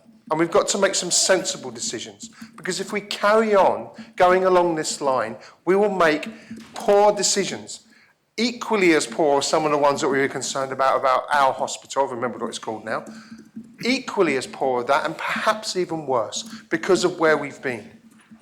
None of us in this assembly are hospital specialists. We are not. We don't know how to build a hospital. We are voting on information that we're given, and in this situation, we don't have any information on what we're voting on. And so with this proposition that says, just do not make this step now until we have the information.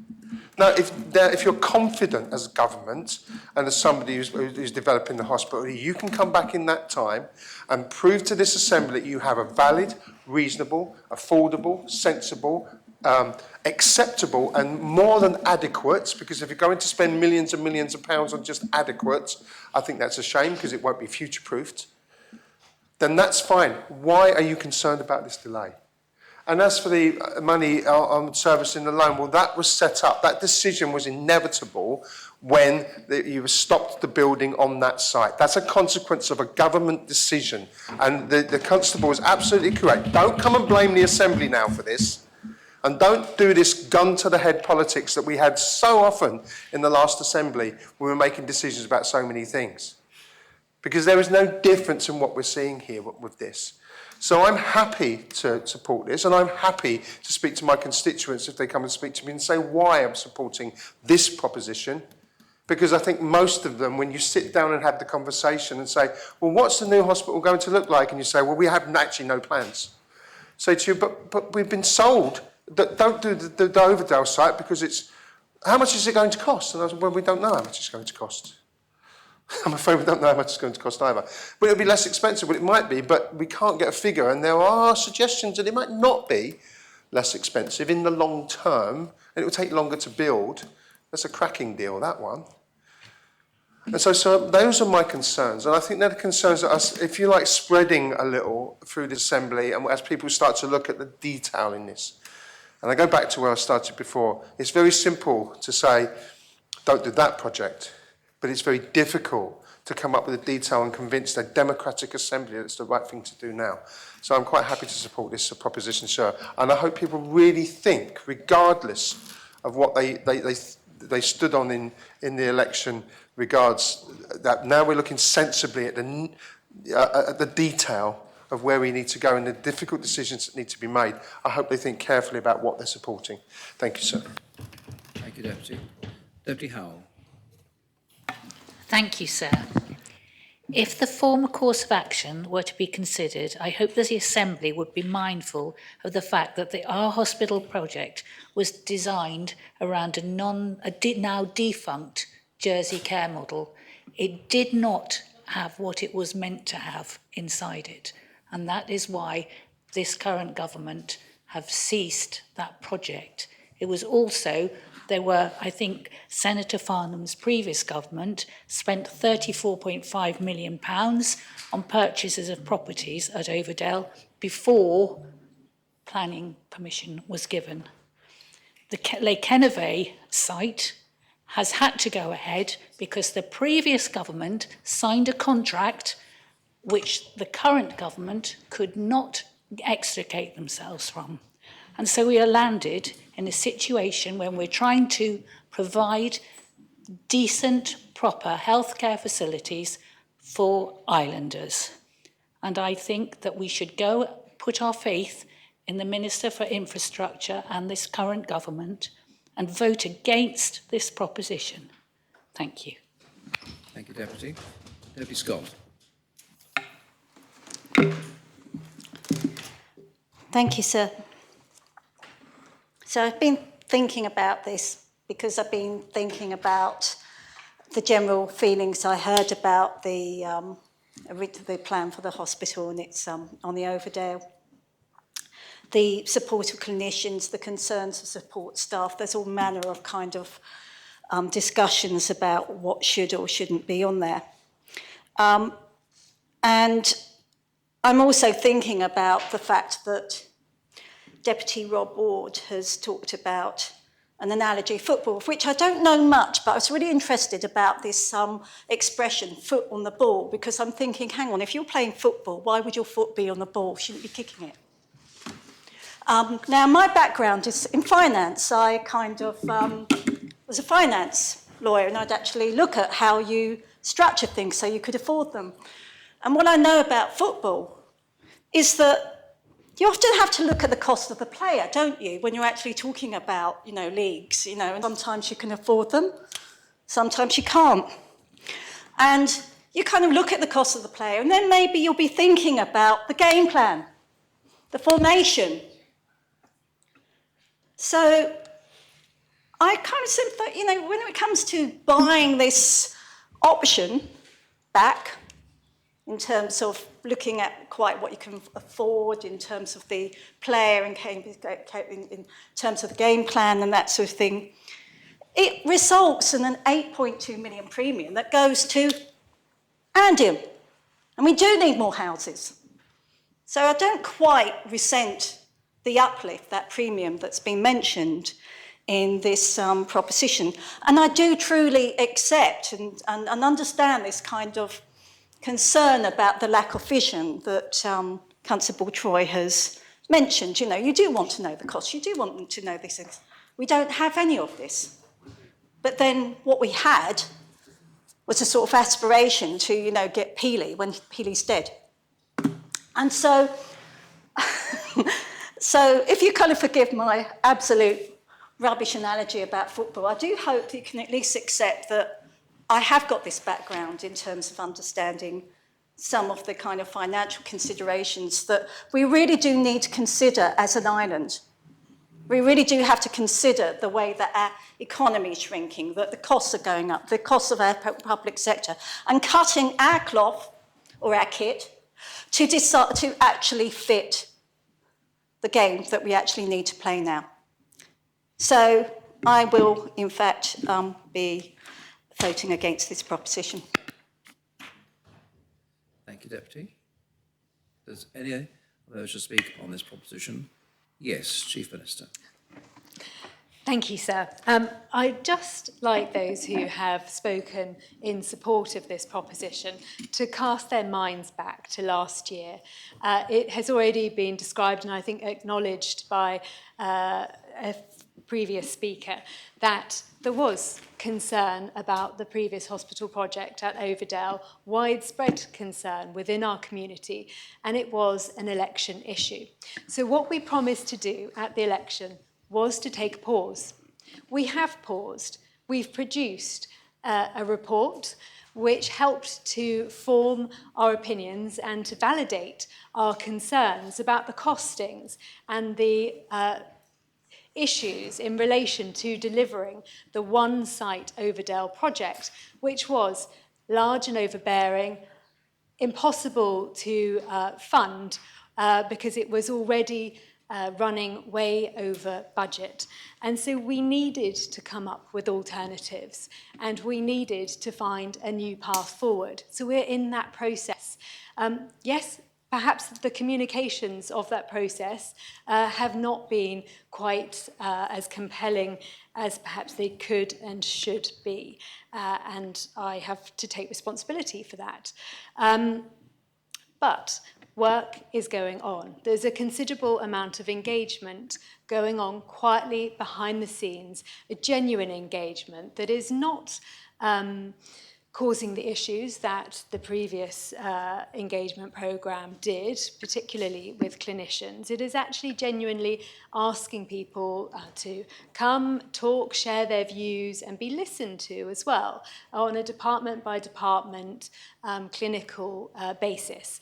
And the feedback that we are getting from that is positive. People understand why we have taken this time to reconsider and to find a deliverable way forward for our healthcare facilities.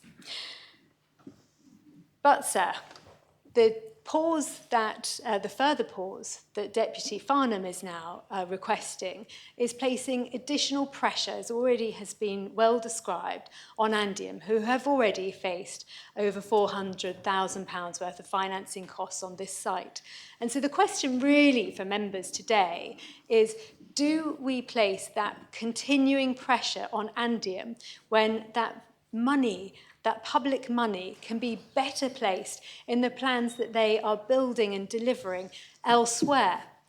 Andium have, at the moment, in delivery, 1,800 units of accommodation across the island. Those are going to become homes for islanders in the next months. And that is something that we should be celebrating. They are doing a terrific job. And they're delivering quality homes. Deputy War and I visited the Limes recently to see how MMC not only reduces the number of workers needed on a site, there were only 8 people working on that site, as opposed to what would have been 50 on a conventional construction site. So it's also being delivered much quicker. Which is something also to be celebrated. Some comment has been made, of course, about the loss of the 106 units on Kensington Place. But let us not forget that those units were units of a style that was criticised by the planning inspectors when they considered the Bridging Island plan. Those, albeit were much needed units of accommodation, were not the optimum units of accommodation, and Andium are working hard to deliver better units of accommodation. And in fact, we have agreed with them that they will deliver affordable homes on the St Saviour's Hospital site, which is clearly a much better site for affordable homes, a site where people can enjoy being in a countryside environment rather than crammed into a narrow street with a single aspect unit, because that is simply what was on the cards for Kensington Place. And I think by choosing a different path, we will be proud of the quality and the quality of life that we will afford to tenants and potential homeowners of the units that will be created as a result of these decisions. So please bear with us, Assembly. This is a democratic process. It was democratic at the elections. It was democratic in support of those ministers who hold their positions here today and represent the public and deliver the agenda for government. And it has been democratic in terms of the engagement that we've had both with scrutiny on this matter, who have encouraged us and agreed with us in terms of the path and the approach that is being taken. And also, we have had not one but 2 votes in relation to this hospital project. One of them received 32 votes in favour and the other 33. So there is a democratic mandate. Views have been sought from this Assembly. We continue to brief the Assembly on a regular basis and engage with members as their concerns arise. And we will continue to do so. Modelling for the future hospital and the sharing division of clinical facilities on the sites is underway as a result of engagement, and that will be coming back to members shortly. But let's not forget, it's less than a year since the election, and so progress is being made, and it is something that we will be proud of delivering when we get there. So the other final point I would like to make is about the facilities, and as Deputy Binet highlighted in his excellent speech, the hospital healthcare facilities that will be delivered as a result of these decisions will include items that the public wanted to see: step-down care, rehabilitation, and also a hydrotherapy pool.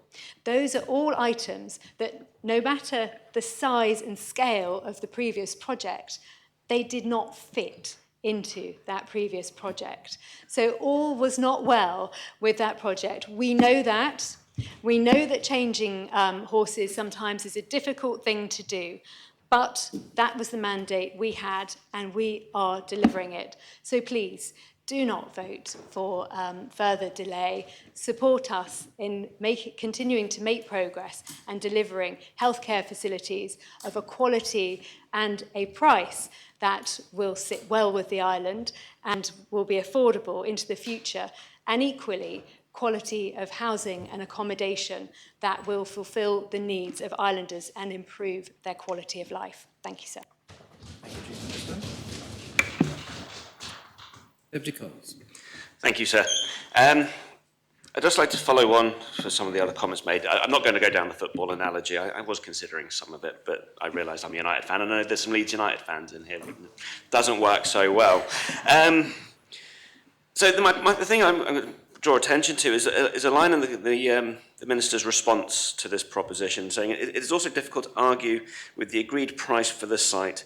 It has been valued by 3 independent Royal Institutes of Chartered Surveyors values. It's a cleared site with planning permission and has been achieved. So we're going to buy this site back off Andium, hold on to it until we figure out what's happening with the new healthcare facilities, which may or may not be built on there. The planning permission will exist on this site because it is stamped by the demolishing of the properties that were already on there, which means the units of accommodation, which the Chief Minister herself have said are inadequate and not the kind of homes that we want to provide, can still be built. So what happens if we decide that actually we are not going to build a new hospital facility on this site, and actually it's going to be sold back to Andium in 3-4 years' time, and they continue to build these units? How much are we then, how much are Andium going to have to buy that site back off us because its value has therefore increased again? And we talk about the offset with these other units. I mean, I'm straying off topic slightly because I find it quite difficult that our housing minister declared a triumph of the Ann Street Brewery site, a site made up of majority single aspect units, which these ones on Kensington Place, which are unsuitable, are also single aspect, which goes contrary to planning guidance, which say the single aspect should be avoided wherever possible. But we seem to be building those by our own social housing presider. Like I said, that's going off topic. So I think it is important that we are saying at the moment we are not, the Deputy Farnham's proposition does not ask for the purchase to be halted and ask for it to be halted and not to be stopped outright. It is simply saying, do not spend more money, do not buy this site back off Andium until you know exactly what you are going to do with it, until we know exactly what's going to be done with it, and once that is agreed, then this purchase can take place. So I'm fully supportive of the idea of your defender stopping the ball with his foot, having a look around before choosing his correct pass. So I'm going to support Deputy Farnham, and I did finish with a football analogy. you, Deputy. Deputy Tadia. Thanks, sir. Why not continue with the footballing analogy? But rather than focus on the outfield players, let's think about the poor goalie who has to do her best to save the ball whenever it comes to her. And let's put this in the wider context, because this isn't just about, well, obviously we're discussing the Kensington Place development today, but there's a pattern of behaviour here which goes beyond just this government, but into previous governments. Let's consider Cyril Lamarcor House. There was a estates-owned, which I thought was a lovely facade in terms of a building, which is being demolished. I think certainly that could have been kept. And we see that what's happened is that we demolish a building that the government already owns. It's knocked down, it's acquired by Dandara. They then build office blocks there. So Dandara are building office blocks for the government, even though the government has a newly named Jersey Development Company, which is formerly called the States of Jersey Development Company, as the Constable of St. Lawrence reminded us a few weeks ago. Still called that, even though if you go to their offices, it just says Jersey Development Company on the door. And then we say, we're not going to buy it back off you, but we'll lease it back off you. So you've got that going on. And at the same time, you've got a housing development which is stopped. Apparently, these houses were all going to be cramped anyway and not in a very good area. So the Chief Minister's pleased about that. We wouldn't want any cramped accommodation in St Helier after all, would we? Expensive, cramped accommodation with no outdoor space and no amenity space, because, of course, who would want to live there? But that's perhaps a debate for another day. So we've got all these flats that were going to house Jersey families being stopped. And at the same time, we have to pay the opportunity cost. So we have to pay the developer for their loss of profits.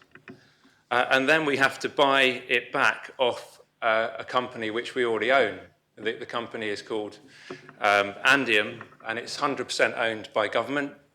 And we're saying we need to buy this land back off the company that we already own so that they can free up money, because this is a terrible site for housing in the first place.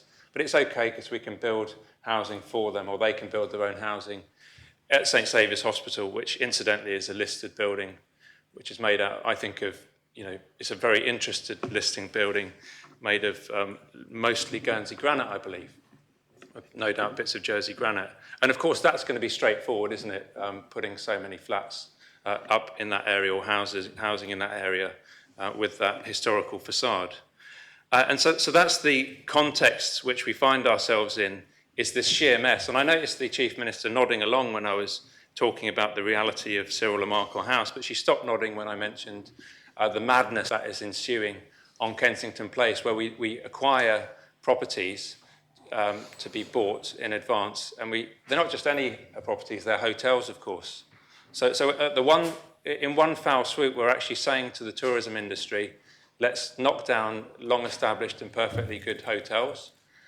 Let's put some housing on there, but actually let's not put housing on there, and we don't even have a plan for where the hospital's going.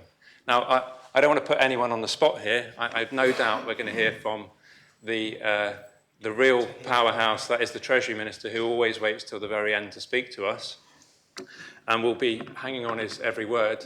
I secretly refer to him, which it will no longer be a secret, of course, after today, as the Michael Gove of Jersey, of the Council of Ministers.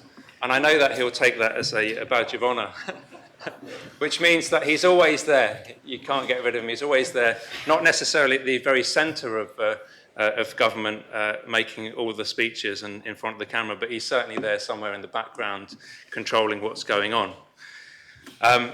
So we look forward to his speech to tell us why Deputy Farnham's so wrong. But I think we need to hear from the Health Minister on this, don't we? Even though it's not directly about a health issue, of course it's completely entangled in the big fiasco that has become the non-hospital project. The four sites for the non-hospital that will be built much more cheaply in the future, with more things in it than were in the more expensive hospital in the past that the big government wanted to build.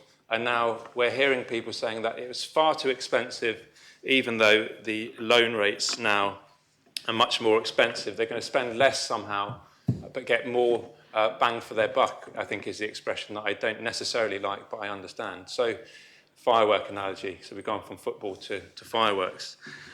So I think we're in a difficult position here. I understand that the democratic process, depending on which way you look at it, the Assembly has had its say, but I'm very concerned about effectively acquiring a site which could actually be used for housing in the future, and there's going to be a missed opportunity cost there if, in fact, if we do reconsider the options for the hospital. So again, I come down on the side of saying that I don't have a particular inclination one way or another to saying that Overdale is the best hospital site that we could have ever produced.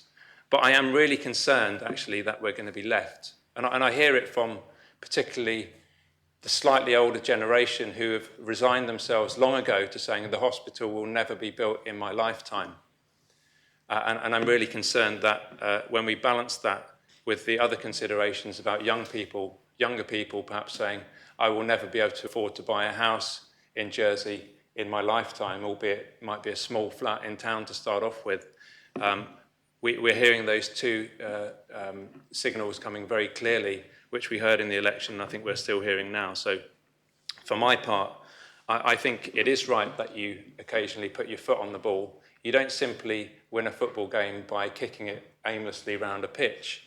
You actually sometimes put your foot on it, control it, like Maradona might have done. You dribble sometimes, and you actually find, where is it that we want to get the ball to?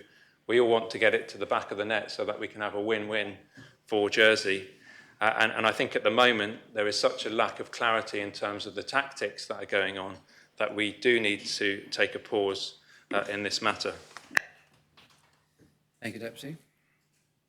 Does any other member wish to speak on this proposition?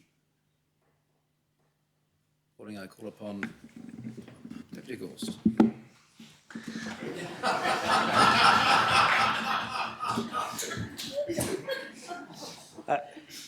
If ever I wished I'd spoken earlier, it's during this debate. But so I must say the constables are certainly having a good day, robustly intervening throughout the course of this debate. And we've also, of course, heard from, as is wont, quite a number of red herrings thrown into the debate, rabbit holes and side tracks. But Deputy Farnham is quite clear. He does not want work to continue on the new proposals. He wishes for the Overdale project to continue. And that, of course, is his absolute right.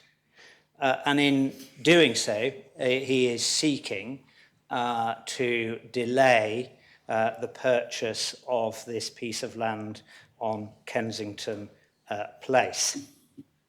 It is sometimes important for us to think about the history, because the Constable of St Clement's robust intervention told us in his mind that we knew the cost of the hospital at Overdale, and we knew the funding requirement of the hospital at Overdale. I'm not certain that we actually did. We were certainly told of a cost envelope, and this previous Assembly had voted for a cost envelope.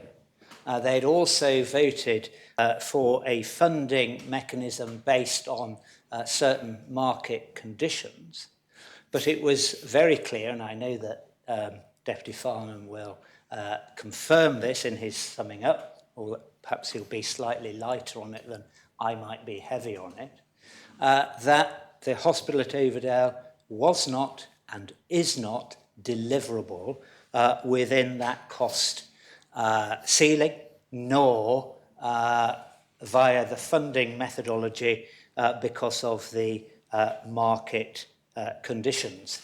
So actually we did not know where we were And it really is important that we remind ourselves of that context in which the new government took office and agreed to undertake that review. And in order to allow that review to work and do its work, as the Chief Minister rightly said, amendments were brought to the government plan and Deputy Farnham focused on that amount of just over £50 million. The Infrastructure Minister was right to remind the Deputy that the money allocated for Le Kennervay was simply the second phase, which would have been required anyway. The ongoing discussion and flexibility is around whether we just write all that cost off again, which would be another substantial cost, well over £10 million, getting on, I think, probably 15 to 20, but time will tell. So we could just write all that off, or we could look to see what could be delivered on a more permanent basis there. I think that's more prudent. I think that's more sensible. And it is particularly more prudent and more sensible and manages the risks better when we consider, as a number of speakers have, that we don't, as we stand here, fully know what will replace the care model. We do know that the hospital at Overdale was premised, although it was very infrequently said, on a change to the healthcare model. But that work is ongoing.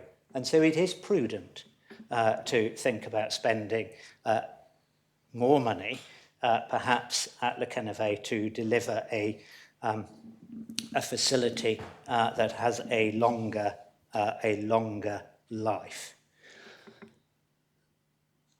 Another constable sitting on the back row chastised my good friend, the Minister of Infrastructure, for saying he shouldn't be coming to the Assembly and blaming the Assembly for delays around the purchase of Kensington Place or the effects upon Andium. Well, of course, the Minister wasn't coming to the Assembly. He was quite happy to take the political flak, make the decision as the legislation allows, based on the fact that this Assembly voted in the government plan £16 million to purchase the Kensington Place site. It is rather Deputy Farnham who has brought this to the Assembly. So I think it's a little bit uncharitable. And it's not like the constable sitting on the back row to be uncharitable. Little bit uncharitable to the Infrastructure Minister to say that. He is quite happy to make the decisions and to move forward as was outlined in the government plan and as he has publicly stated before, and as he said to members in presentations to members, and he stands ready to give further presentations to members as he moves forward, and he is committed to, together with the Chief Minister. There's also been a little bit of confusion about Andium's funding model, and that seems to be a reoccurring theme in this Assembly as well. Andium borrows money to buy sites, to develop sites, and thereby provides social housing and assisted purchase homes. And they do a very good job at that as well. And I don't think we thank them enough for the work that they do. So they purchased this site. We can argue about whether we think that they paid over the odds or not. They purchased the site at a market rate, and they entered into a contract with a developer to develop the site for social housing. That site has got a lot more value in it today than it did when they purchased it. So it's not an inflated price, as some have indicated. They understand, sir, the dynamics of the development industry. You purchase a site. Some substantial costs can be and are incurred if there is already buildings on those sites, and those substantial costs were incurred by Andium in getting to a demolished site. Now, rather than saying, well, there might be compensation to pay to the developer to exit a contract, it was the government's view, and I fully support this view, that the best approach was to get independent valuations of the value of the site. That is exactly what was done. 3 valuations were got, and a fair value based on those valuations, to my mind, is the £16 million that has been allocated. If members say today they're going to support Deputy Farnham's rather appealing slight delay that won't have much cost implications until there's further plans, what that will mean is that Andium are sitting without the £16 million. And without that £16 million, they can't pay off the borrowing. That's why we end up with the 57, I was going to say £million, that would be excessive borrowing, so wouldn't it? £57,000 per month that they will be accruing a cost, which will ultimately be, of course, a cost to either the Andium, but ultimately, as we know, they're wholly owned by government, so it's a cost to taxpayers. So we actually have quite a straightforward decision, even though it's not being portrayed like that by a number of speakers. We have a straightforward decision. We've asked the Infrastructure Minister to go away and do further work on future hospital facilities. That work will be coming back later in the year, and a lot of the concerns that members might have about saying, well, this is the option, or shall we just go on with the Overdale site, they will be addressed in more detail. So are we going to say to Andium, well, we'll tell you what, just don't hold off from developing that site, Andium. You sit on the liability. It's going to cost another £57,000 per month, at the very time that everything that the Minister is doing is trying to mitigate and minimise cost and risk as he works forward with the new hospital facilities. It doesn't make any sense. It is far more sensible for Andium to use that money to facilitate the other developments that they are needing to facilitate.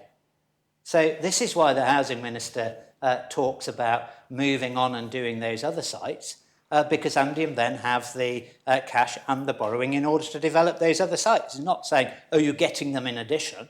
He's simply saying that money returned to Andium allows them to get on and do those other developments. And that's why, for me, it's quite straightforward.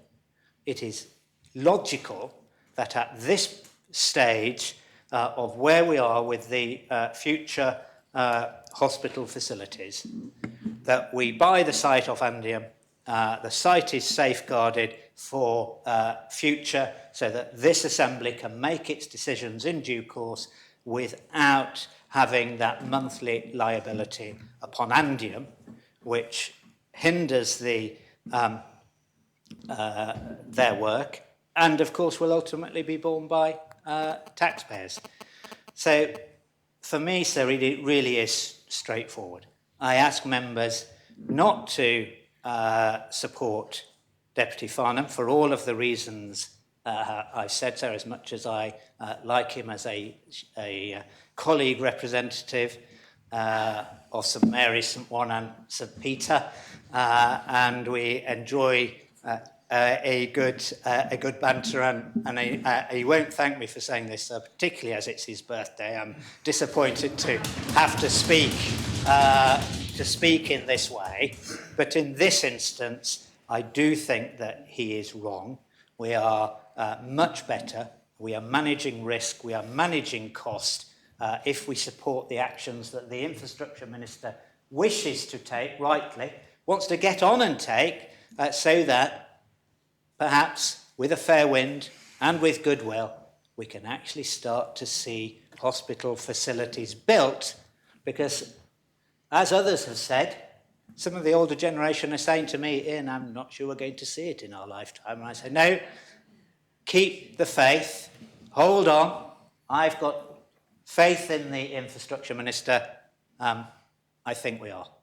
I really think we are. But it will still be open to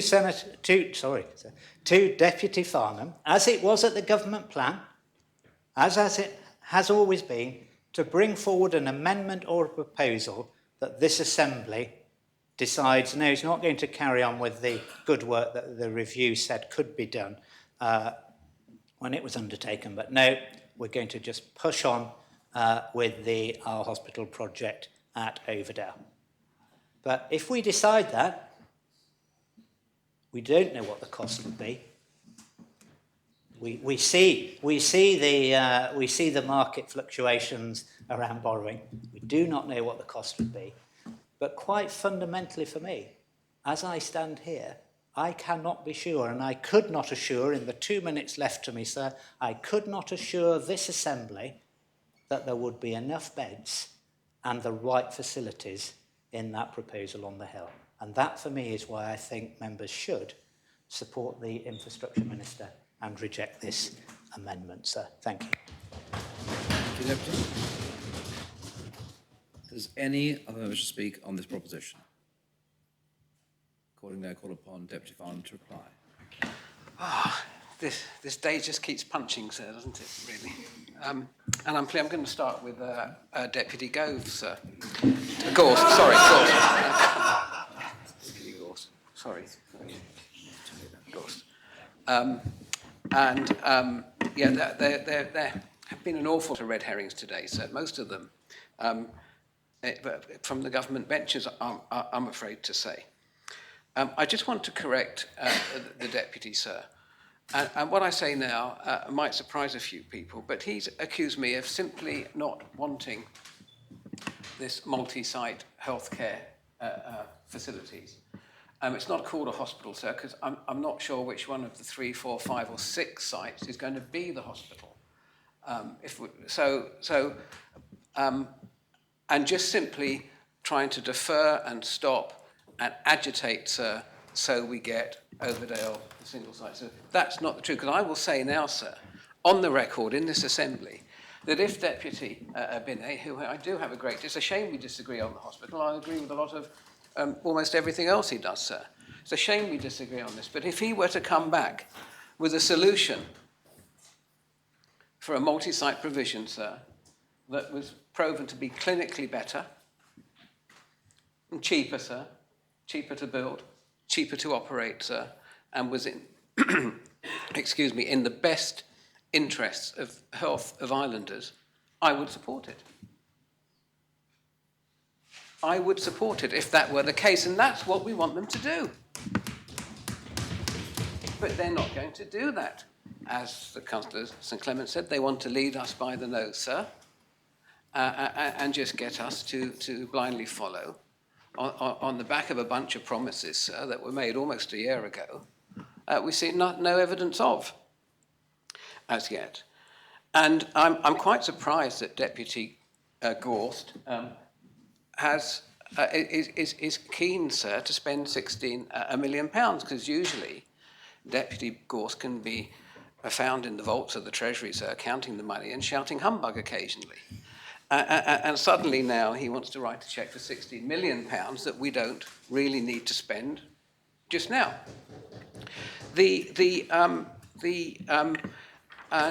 Turning to the Councillor St Brellard, who talked about 57,000, and I think the Councillor St Martin made a good point when she said that it's far better, you know, to pay £57,000 a month than 3 million compensation, or pay £16 million out now, because that £57,000 a month exists, whatever happens today. It existed before Deputy Binet stopped the project. It exists now because Andium borrowed that money to build 106 homes at Kensington Place. And so that was their finance costs. The reason we have to buy this site back for £16 million is because they have accrued, and I've got the figures here, over nearly 8.3, probably £8.4 million of costs because the project was stopped. So by stopping the project, we have cost the taxpayer an extra 8.2 million. So whether Andium are paying that 55, and by the way, I believe that because we've stopped it, the government or the taxpayer is now liable to pay their finance costs. We're going to have to pay that anyway. That's 433,000 has been paid up until December, so that's going to have to be reimbursed.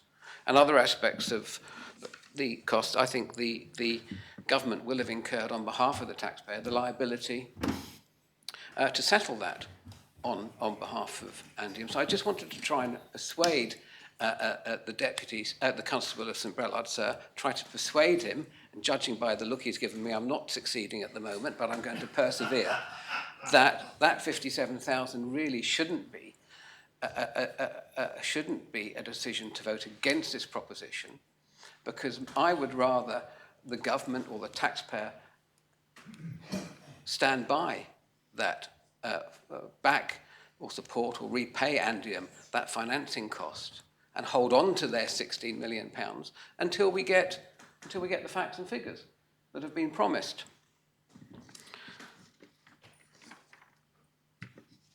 The housing minister's points, I think, were adequately dealt with by Deputy Mezek, and I thank him for that, because of course those homes were going to be built anyway. And whichever way we look at it, if we lose Kensington Place and we put something else there, we lose 106 homes. That's a fact, and I think that was a nod. I think that the housing minister will have to agree with that. Although we can build more homes, and I know he's working hard with the government to do that, but that is a fact. We lose 106 urgently needed homes.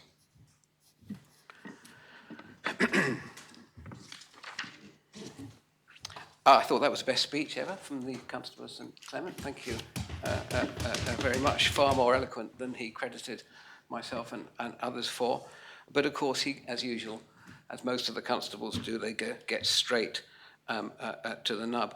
Going back to the Constable of St Martin, who asked what was the compensation, well, I think that is I'm not sure I can be specific on an exact amount. I'm looking at the Infrastructure Minister for guidance, but it will be a multi-million-pound figure. Part of the £8.2 million uplift will be paid out in compensation, probably quite rightly, because if we signed a contract with the developer and then we cancel it when in the middle of it, we're going to have to reimburse them.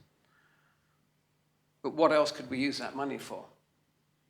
That would certainly be helpful for childcare support and such other things at the moment, rather than paying it out in compensation, because we've decided to stop a housing project.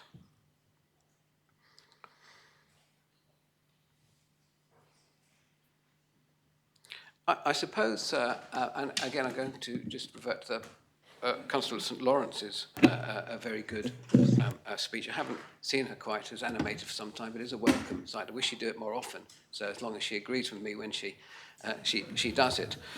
But the irony is, sir, that the delays caused by this are going to add significant cost to the project. The value, money is becoming, with high inflation, I think £800 million by the time we get any idea of what this is going to look like or going to cost, not to say get it built in 10 or 12 years' time, we'll be looking back and say 800 million was good value for money. We should have shaken their hand off it. We could have borrowed that at historic lows. And the Treasury Minister, I am slightly disappointed with my good friend, because we stood shoulder to shoulder on this at the time. Well, I thought we did. Stand shoulder to shoulder, but he certainly supported it. And the scheme we came up with for financing, which was borrowing 750 million, depositing that in our reserve, letting that work for us in our reserve, which incidentally, with the high interest rates, I think would have worked even better than we had calculated then, and then drawn that down and repaid it over a period of time, is still, sir, the best model to have used, and we should have followed that. And it is frustrating, sir, because the Chief Minister and the infrastructure minister and the government has sold this idea to us and to the island at the election, and I'll come back to that in a minute, on the fact that it was going to be cheaper, it was going to cost less money. And if it does cost less money, if we can get better clinical outcomes, better health facilities for islanders, and we can do it for less money, then I'm going to support it. And I say that again on the record, sir, so there can be no doubt, sir. The Chief Minister has said time and time again that this was a big election issue and that the islanders were so devastated that we were going to have a brand new hospital that she swept in the power on the back of stopping it. Well, in case the Chief Minister has forgotten, and on the grounds that I'm standing here in this assembly, I campaigned, as she will know, on building the hospital at Overdale, on getting it done and delivering it as soon as possible. And I still got elected. She did get almost twice the amount of votes as I did, sir, but we won't talk about that just now, and I hope to reduce that difference at the next elections. Anyway, so I think it's, I don't know if disingenuous is too wrong, that might be her opinion, but I firmly believe that if we were to do an island-wide poll and asked islanders, what do you want to do? Get on and build the approved hospital at Overdale or start again? I firmly believe islanders will say, get on and build it, but we're not. We're literally starting again. I'm saving Deputy Binet to the end, sir. And I'll deal with some of the comments he made then, sir. And I won't be as critical of him as he was of me, sir, but I've still got some valid points to make on that. The Chief Minister also spoke about engagement. And the last effort at engagement by the government wasn't that successful, sir, attracting 59 attendees out of some 2,500 staff, sir. And I understand from speaking to former colleagues that is because the staff have lost confidence in the project at large. They, generally speaking, have lost confidence in the project. They don't feel listened to because they thought they'd steered the government in the right direction last time, and of course, we've gone back to square one.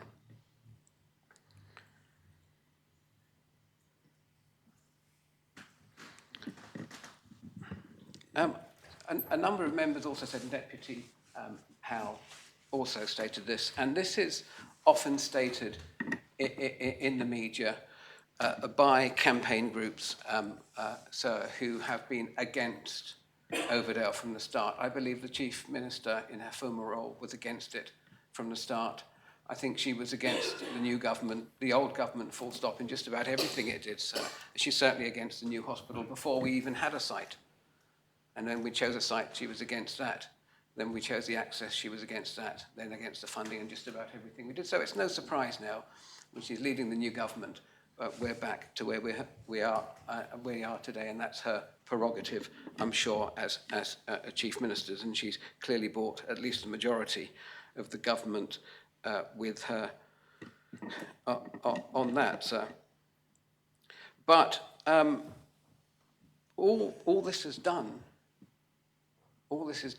is not made the hospital cheaper, so it's put considerable costs on. But going just back to the comments we hear all the time about Overdale wasn't going to be suitable, it was going to miss this and it was going to miss that, okay?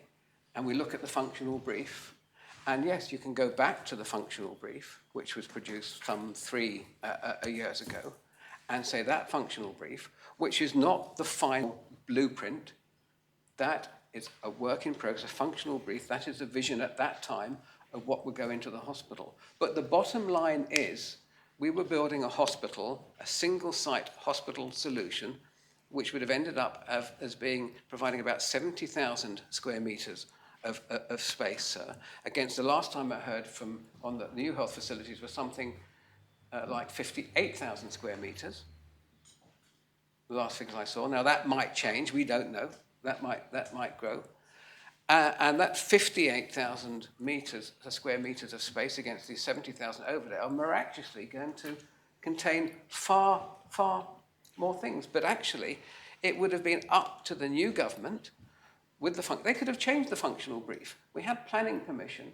We could have been building the new hospital, and the new government could have completely revamped the functional brief. They could have added what they perceived to be missing. They could have put in, they could have made changes to the layout. That would have been, you know, and with the experience of Deputy Ward and Deputy Howell in the Assembly and other members, that could have been quite useful. It was there. It wasn't set in stone, that functional brief.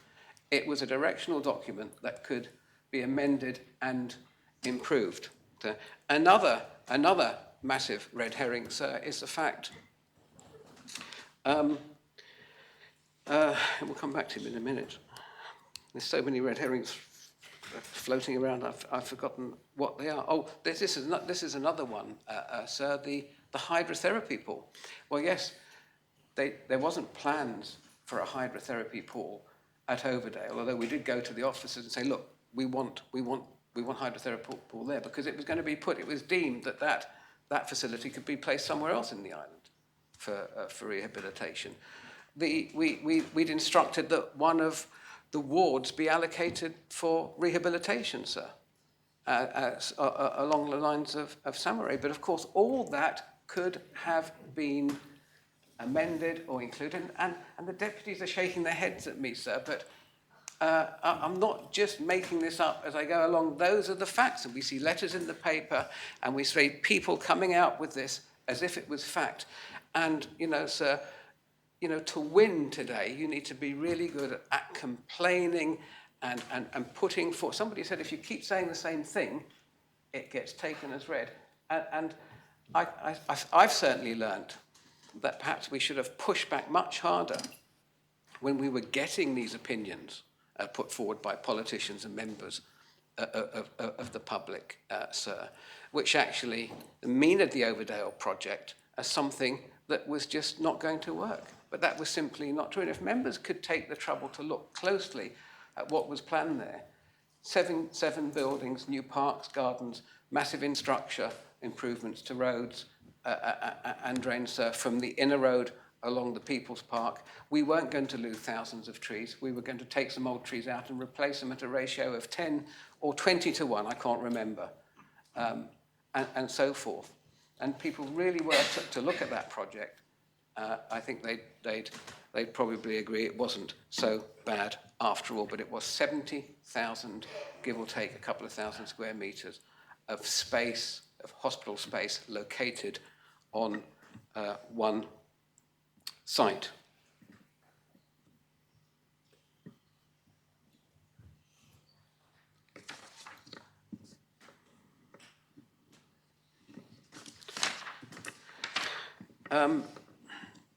I just wanted, turning to Deputy Binay's comments, Kennervey, the health facility was set up as part of the Overdale project to be a temporary facility for use of as long as it took to build Overdale, and then we transfer everything out and it would be returned to the states, people of Jersey, or put back in public ownership for whatever it was decided it should be used for, whether that be civic space. I think the deputies and the constable of the parish would have probably had a big say in that. And the fact that, as I understand it, and I will give way if the minister wants to correct me, his vision for that now is, after seeing, you know, actually this is quite a good facility, we're not going to take it down after 5 years. We're going to keep it for much longer as part of the multi-site proposals. 10, 20, 30 years, I don't know. But whichever way you look at it, that is going to cost more than the money we're investing to have it there as a temporary facility. So perhaps the deputy would like to give way on that point. I think I will, sir, yes. If I may. I think, sir, that there have been many sort of views expressed. Remind you that Understanding Order 101, the purpose of giving way is in order for someone to explain a material part of their speech or to ask the member to elucidate a matter raised in their speech. It's not to bring up new points. So yeah, I would agree with that. Yes. The Deputy was inviting some additional information and clarification given as to the reasons for sticking with the former Les Kennevet School as an ongoing fixture, and I simply wanted to assist him if that was what he wished, but I'm happy to sit down if he... Yes, I don't think that's appropriate. It's not I think it's appropriate for you to ask for extra material at this stage. So, so that's behind the my understanding of the £7 million I would ask when the government planned to invest in Kennevet to make it fit for longer term use, sir.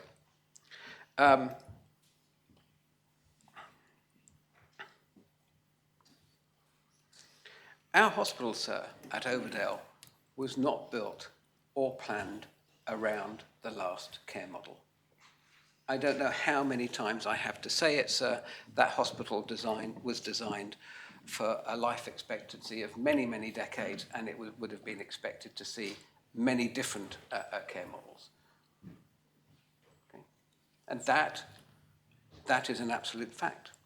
Now, having said that, sir, of course, the health staff and the hospital team were talking, because if they were going to utilise the care model that was being planned at the time, then it would make sense that they were in conversation with the hospital team then, because, like I say, that the Overdale, the single-site solution, was being built to be a flexible space that could adapt to different health models. So they were in talks to work with the care model had it gone ahead, but of course it could be changed and flexed with future care models as modern medicine evolves.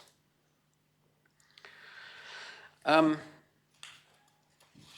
Deputy has accused me of political grandstanding, sir, and I would answer that by saying that if wanting to build a hospital to provide the very best healthcare for islanders,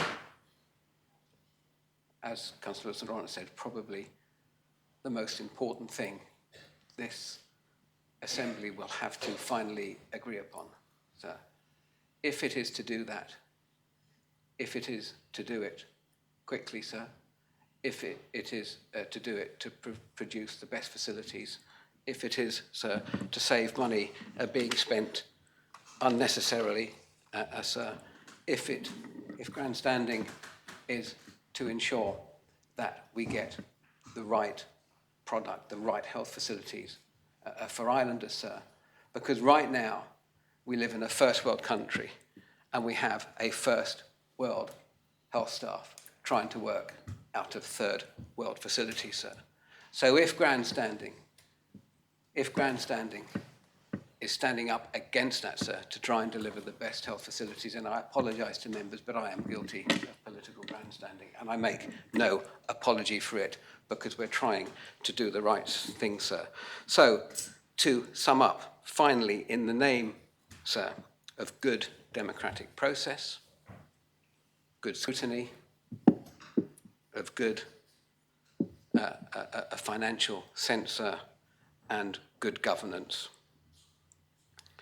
to defer the purchase of Kensington Place until such time as we have all of the facts and figures that this Assembly would quite reasonably expect and deserve before approving a financial transaction, sir, of this size and importance, sir. And on those grounds, sir, I commend the proposition to the Assembly, sir. I urge members to support it in the interest of prudence, sir, and I ask for the appel. Thank you. Thank you, Deputy. The appel has been called for. I invite members to return to their seats. I ask the greffier to open the voting.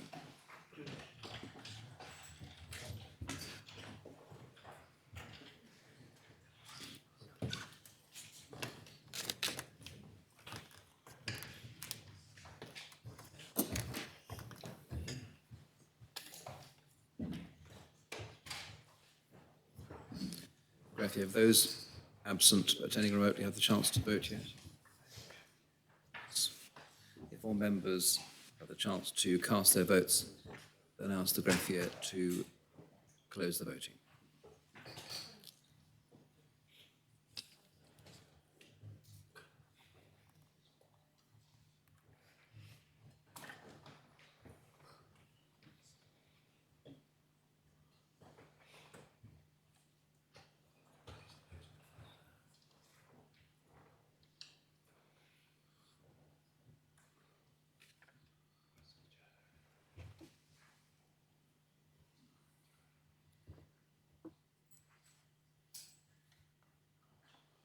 Greffier?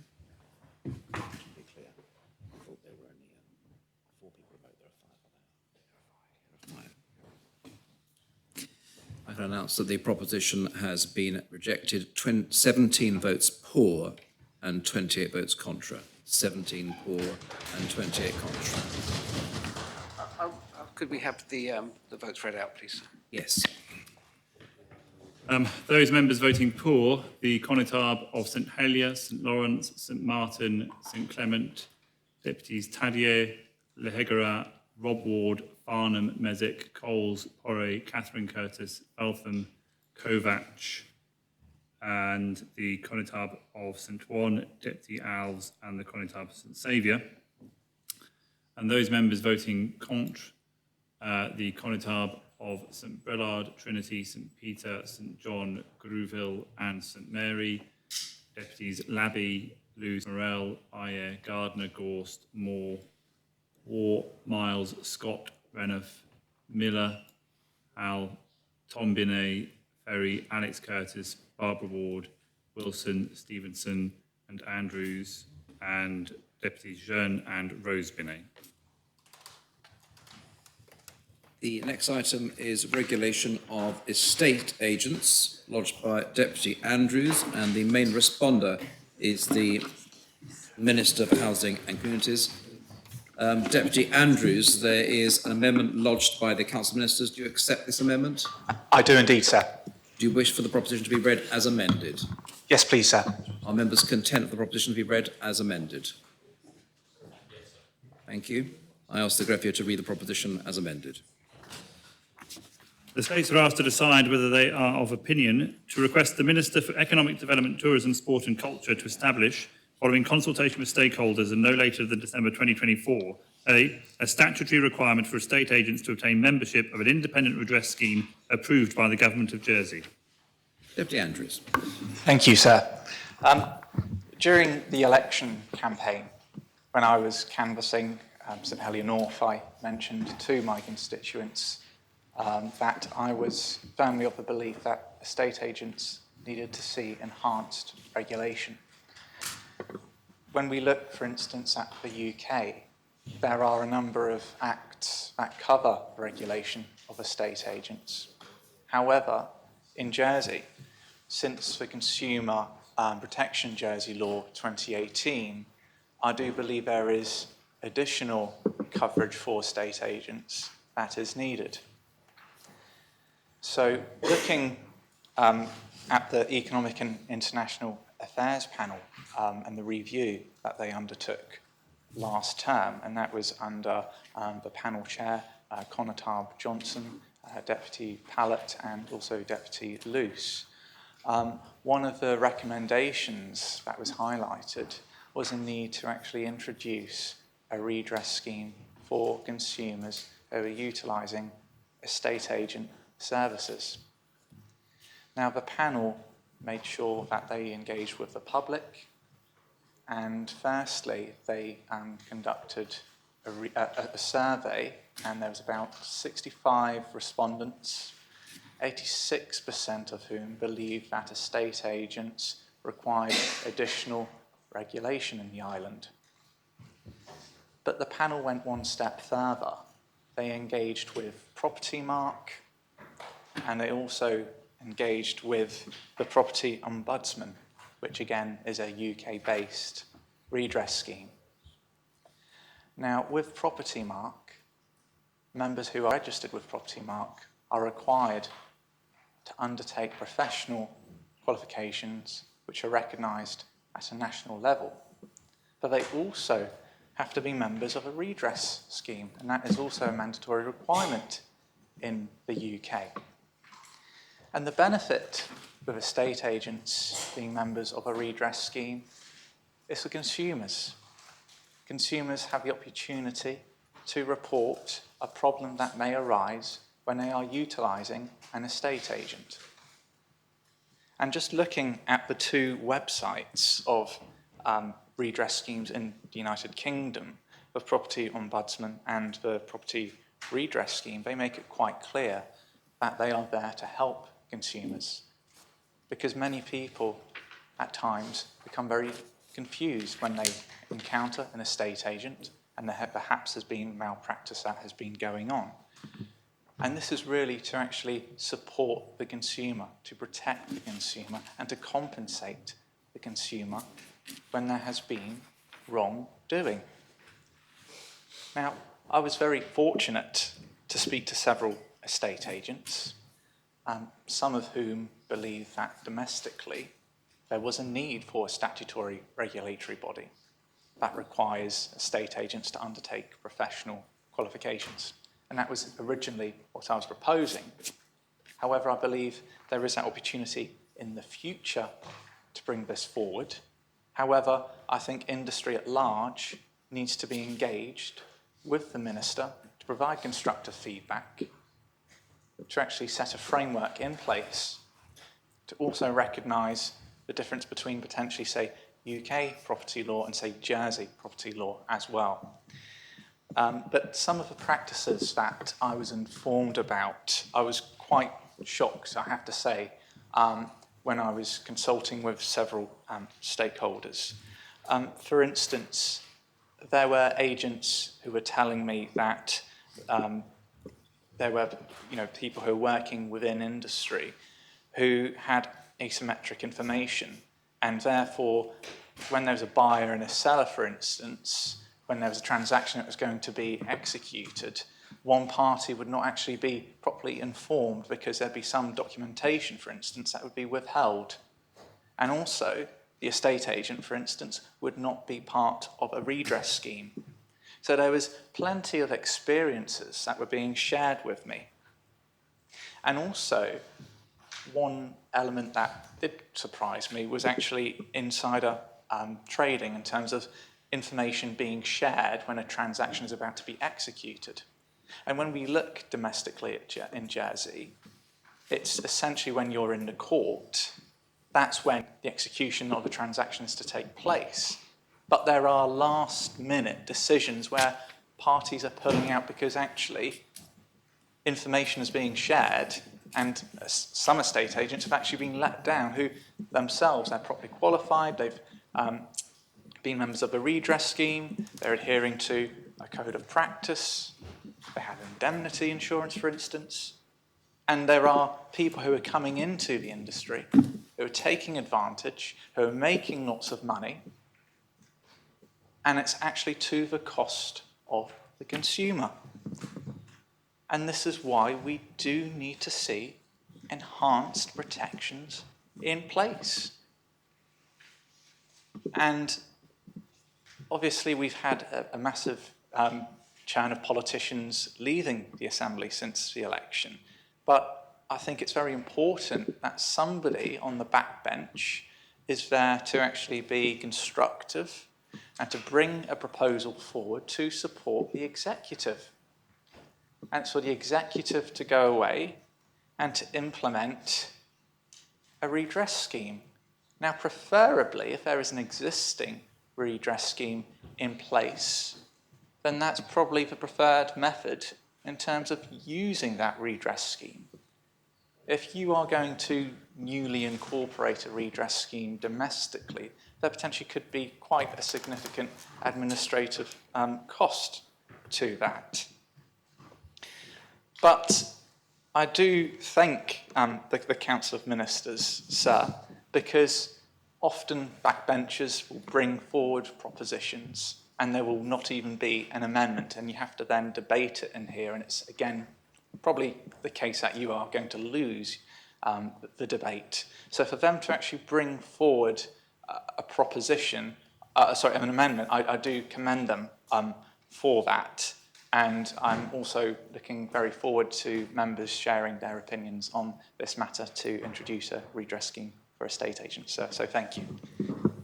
Thank you, Deputy. Is the proposition seconded? Yes, sir. Thank you. So may I ask the question of the Solicitor General at the beginning Yes. of this? Certainly, So, the amendment, or this now as amended, is a statutory requirement for estate agents to obtain membership of the Independent Redress Scheme. I just want to know whether the laws that exist in Jersey in those independent schemes of the Property Ombudsman and the redress that comes from UK law, whether they are actually enforceable in Jersey law. I understand that you can enforce being a member of a UK scheme, but does that mean that they can actually enforce the rules that exist in the UK? For example, the powers of the Property Ombudsman that does exist in Jersey law. If that question makes sense. Yes. Which it might do.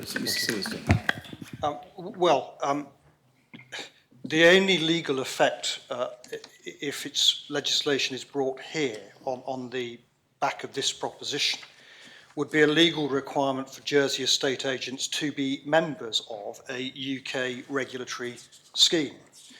That would not mean that the regulatory schemes in the UK had the force of law in Jersey. They would not. But anyone, estate agent, who is required by Jersey law to be a member of a UK regulated scheme must comply with the regulatory requirements of that scheme, including submitting to decisions by an ombudsman, or face the potential for some sort of remediation in Jersey, whether that would be because a failure of membership could be the subject of criminal sanction, or whether there could be some additional sanction for local estate agents who are simply not, as it were, playing the game in terms of complying with the UK regulators that they are now required or would be required to be members of. It's a slightly convoluted answer, but in practical terms, sir, it has the regulatory effect in my view. Thank you. Does anyone wish to speak on this proposition?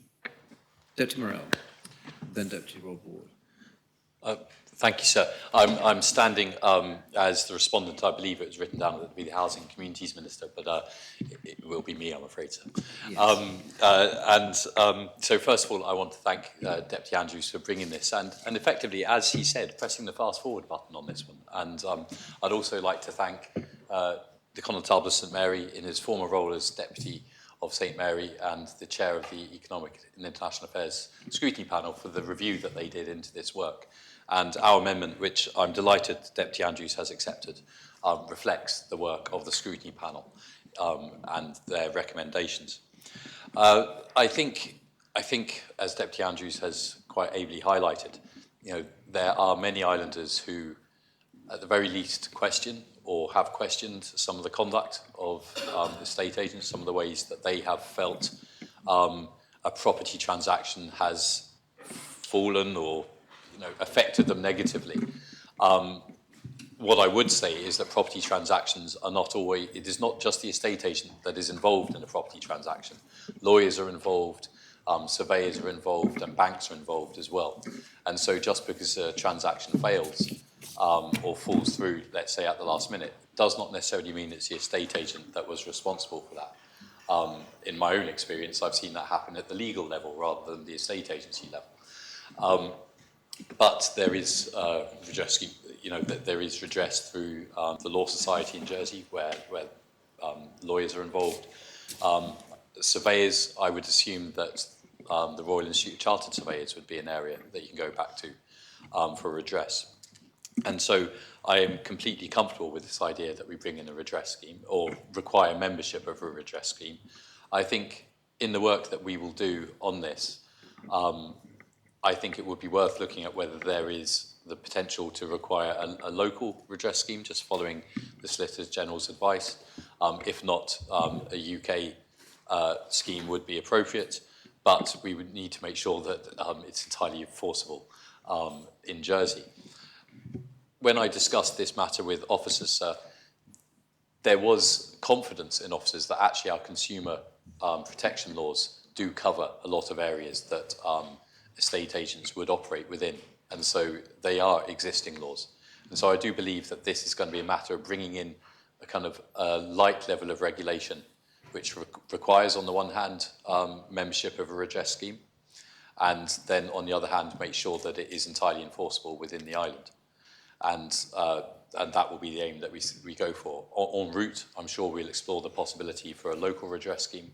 But the thing which made me kind of breathe with a sigh of relief when Deputy Andrews said 5 minutes ago that he would accept our amendment is because, as Deputy Andrews knows, having scrutinised me in my capacity as Economic Development Minister, I am concerned about excessive regulation in Jersey. And the original proposition, from my perspective, leaned towards a heavier touch in regulation, whereas I believe this is a lighter touch. And those costs will often get passed on to consumers in any case, so they can be mildly self-defeating. But I did understand, and this is why we brought the amendment, that Deputy Andrews was wanting to protect consumers in the right way, didn't want to cause the economy any harm or anything like this. He wanted estate agents to be able to do their jobs and do it well, but do it in a way, bring something forward which means that consumers, islanders in Jersey, when they're doing the biggest transactions of their lives, can feel that they can have confidence in the parties that they are dealing with. And estate agencies are a clearly important part of that. So I'm really pleased that we are able to take this forward. I really hope the Assembly supports Deputy Andrews and with the amendment that he's accepted. We will work on this. We will, if it's, I will make sure it's in the ministerial plan. I'm speaking as though I will be doing it. It actually may fall better for the Environment Minister from a regulatory perspective. I'll make sure it's in the Environment Minister's ministerial plan for next year, sir. But whichever way, it will be somewhere in somebody's ministerial plan for delivery by December 2024, as the proposition requires. Thank you, sir. Thank you, Deputy. Deputy Rod Ward. Thank you, sir. I would support this. However, I do have concerns. And the concern starts with us making promises to people on the island who have genuine concerns over estate agents. And yes, we've always talked to people and we have those concerns, and I think they're completely unregulated at the moment. That important word, sir, unregulated. And we seem to have a sort of strange mix here of saying we need regulation, but not too much regulation, because that too much regulation becomes over-regulated, but we don't need to be unregulated. So there's this supposed middle ground. But there's a problem here, and this is my concern. The original proposition talked about a statutory regulatory body, sir, for estate agents, based in Jersey, I would assume, Jersey regulations. The amendment is now saying a government-approved membership of a government-approved independent redress scheme. Now, when you look up those redress schemes, there is a cost to those redress schemes, and the money will be going to the UK for those redress schemes, so the money will leave the island. And there's no reason to say that that money won't be passed on to consumers, as they're called, because it seems to be at any cost, no matter how small, even with huge transactions, as it has to be passed on to consumer. But there's no guarantee that it's a simple process to actually chase up that redress. And my concern is that we could be promising people over estate agents, and then when they have a problem, it's a highly convoluted process to actually get any redress. And so what we've done to some extent is make the situation slightly worse by offering something that isn't particularly real. That's my concern with this. Now, I want to see a step forward in this, but what I would like to see are some actual regulations that are based in Jersey that guarantee to be working. And from the answer for the Solicitor General, I see they may do, but we're not guaranteed in that. And so what we end up with is a supposed success of a piece of a proposition, but with just some uncertainty. And I think it's a real shame that we didn't debate the regulation part of it here and see why it is that people don't want Jersey-based regulation for estate agents that is specific to our setup. when you buy and sell a home in Jersey, it's very different from the UK. It's certainly very different from Scotland, who have a very good system, actually, in the way that they do it, with a lot of protections built in. And it's different from England and Wales because of the way we do our, buy a house on a Friday thing, which is quaint, but quite scary when you miss it if you try and buy a home. And so what I would like to see is just some guarantees coming forward that actually any redress scheme that is government approved actually has some clout in Jersey. And I say it, sir, because I want that to go onto the record, onto Hansard in this assembly, so that we know the way it's going to work. Because there will be a lot of people out there, and the headlines will say there's going to be a redress scheme for estate agents. But we need to be clear that that will not be based here. It will be based elsewhere.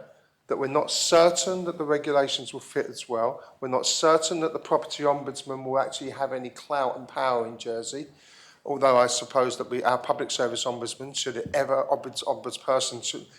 ever actually come into fruition, may perhaps be able to take that role. I don't know. It's just that certainty.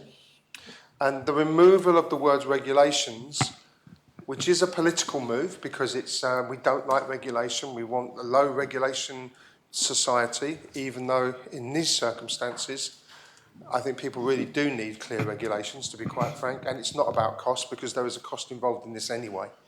There will be a cost involved in this, and it's not a cost that's under Jersey's control, it's a cost that's under the UK control. And there's nothing to stop these regulatory bodies saying, actually, it's more administrative burden in Jersey because their laws are different, so we're going to have to charge you 2 or 3 times as much. We see it all the time when it comes to Jersey-based situations. So, yes, I can support this, but those provisos are there, and they need to be raised in this assembly. That's what this debate is about. And we need to think very, very carefully about these as we go into the future. Thank you, sir. Conor Tower, St Mary. Thank you, sir. I would like to respond both to Deputy Ward's comments and the Minister's beforehand. Yes, the Minister quite rightly said that this regulation, if it comes to being for estate agents, is not the cure for smooth conveyancing transactions. I note from the Minister's own comment to the scrutiny report that he says that that's the Minister, is mindful that estate agents play one role in the residential property transaction system alongside a number of other key parties that include the court, lawyers and conveyancers, surveyors, banks and government departments. And he there refers to a previous report entitled Residential Property Transactions, which incidentally was not carried out by the scrutiny panel but by another review panel. That highlights various points, not least of which is the lack of commitment to a deal until it actually goes to the court. And that's one area I personally have always been concerned about. But I just flagged the point, yes, there are other areas to be looked at as well. Going back to the Deputy Ward's comments, I don't share his concern on this. I think the report carried out by the panel was very much with a view to the fact that any legislation already existing in the UK would effectively be, if I dare use the word, Jerseyfied to meet our requirements. There's a considerable period to negotiate with. In the meantime, estate agents who are members of the local association are members of Property Mark, have advantage of that, and it is a condition of being a member of Property Mark that they are also members of what's called the Property Ombudsman, and the role of that Ombudsman is effectively to try and come to an arrangement to arbitrate before it ever gets to redress, and I think that very few cases actually come to the redress stage. That there are provisions for mediation, and the whole impetus of this proposition, I understand, is to introduce regulations which include training, etc., which will put the estate agent profession in a professional light rather than as perhaps is not always seen at present. 2 other points, if I may, sir. The estate agents can have various meanings. I think it's not just the high street agents. I think the scrutiny panel's recommendation 5 was that the a requirement that estate agents in Jersey, as defined by Schedule 2, Part 8, Article 3 of the Proceeds of Crime Jersey Law 1999 must apply. So the definition of estate agents is thereby extended. And my final point, sir, is that in my own summing up in the report to that, in my conclusion to my own report, I did say it should also be noted that whilst this review is confined to the role of estate agents when conducting sales and purchases, many of the comments may apply equally to letting agents. And if legislation as to regulation of estate agents is to be introduced, the Minister may wish to take that aspect into consideration as well. And I would therefore advocate, if this proposition is passed, that in the consultation period which is to take place, that the question of letting agents is brought into the equation. So I think it is sensible and logical that they fall under the same umbrella. So that's so I conclude. Thank you. Sir, can I propose the adjournment, please, sir? Adjournment is proposed. Is that proposition seconded? Yes, sir. Anyone wish to speak on that proposition? Those in favour kindly show. Thank you very much. The States stand adjourned until 9:30 tomorrow.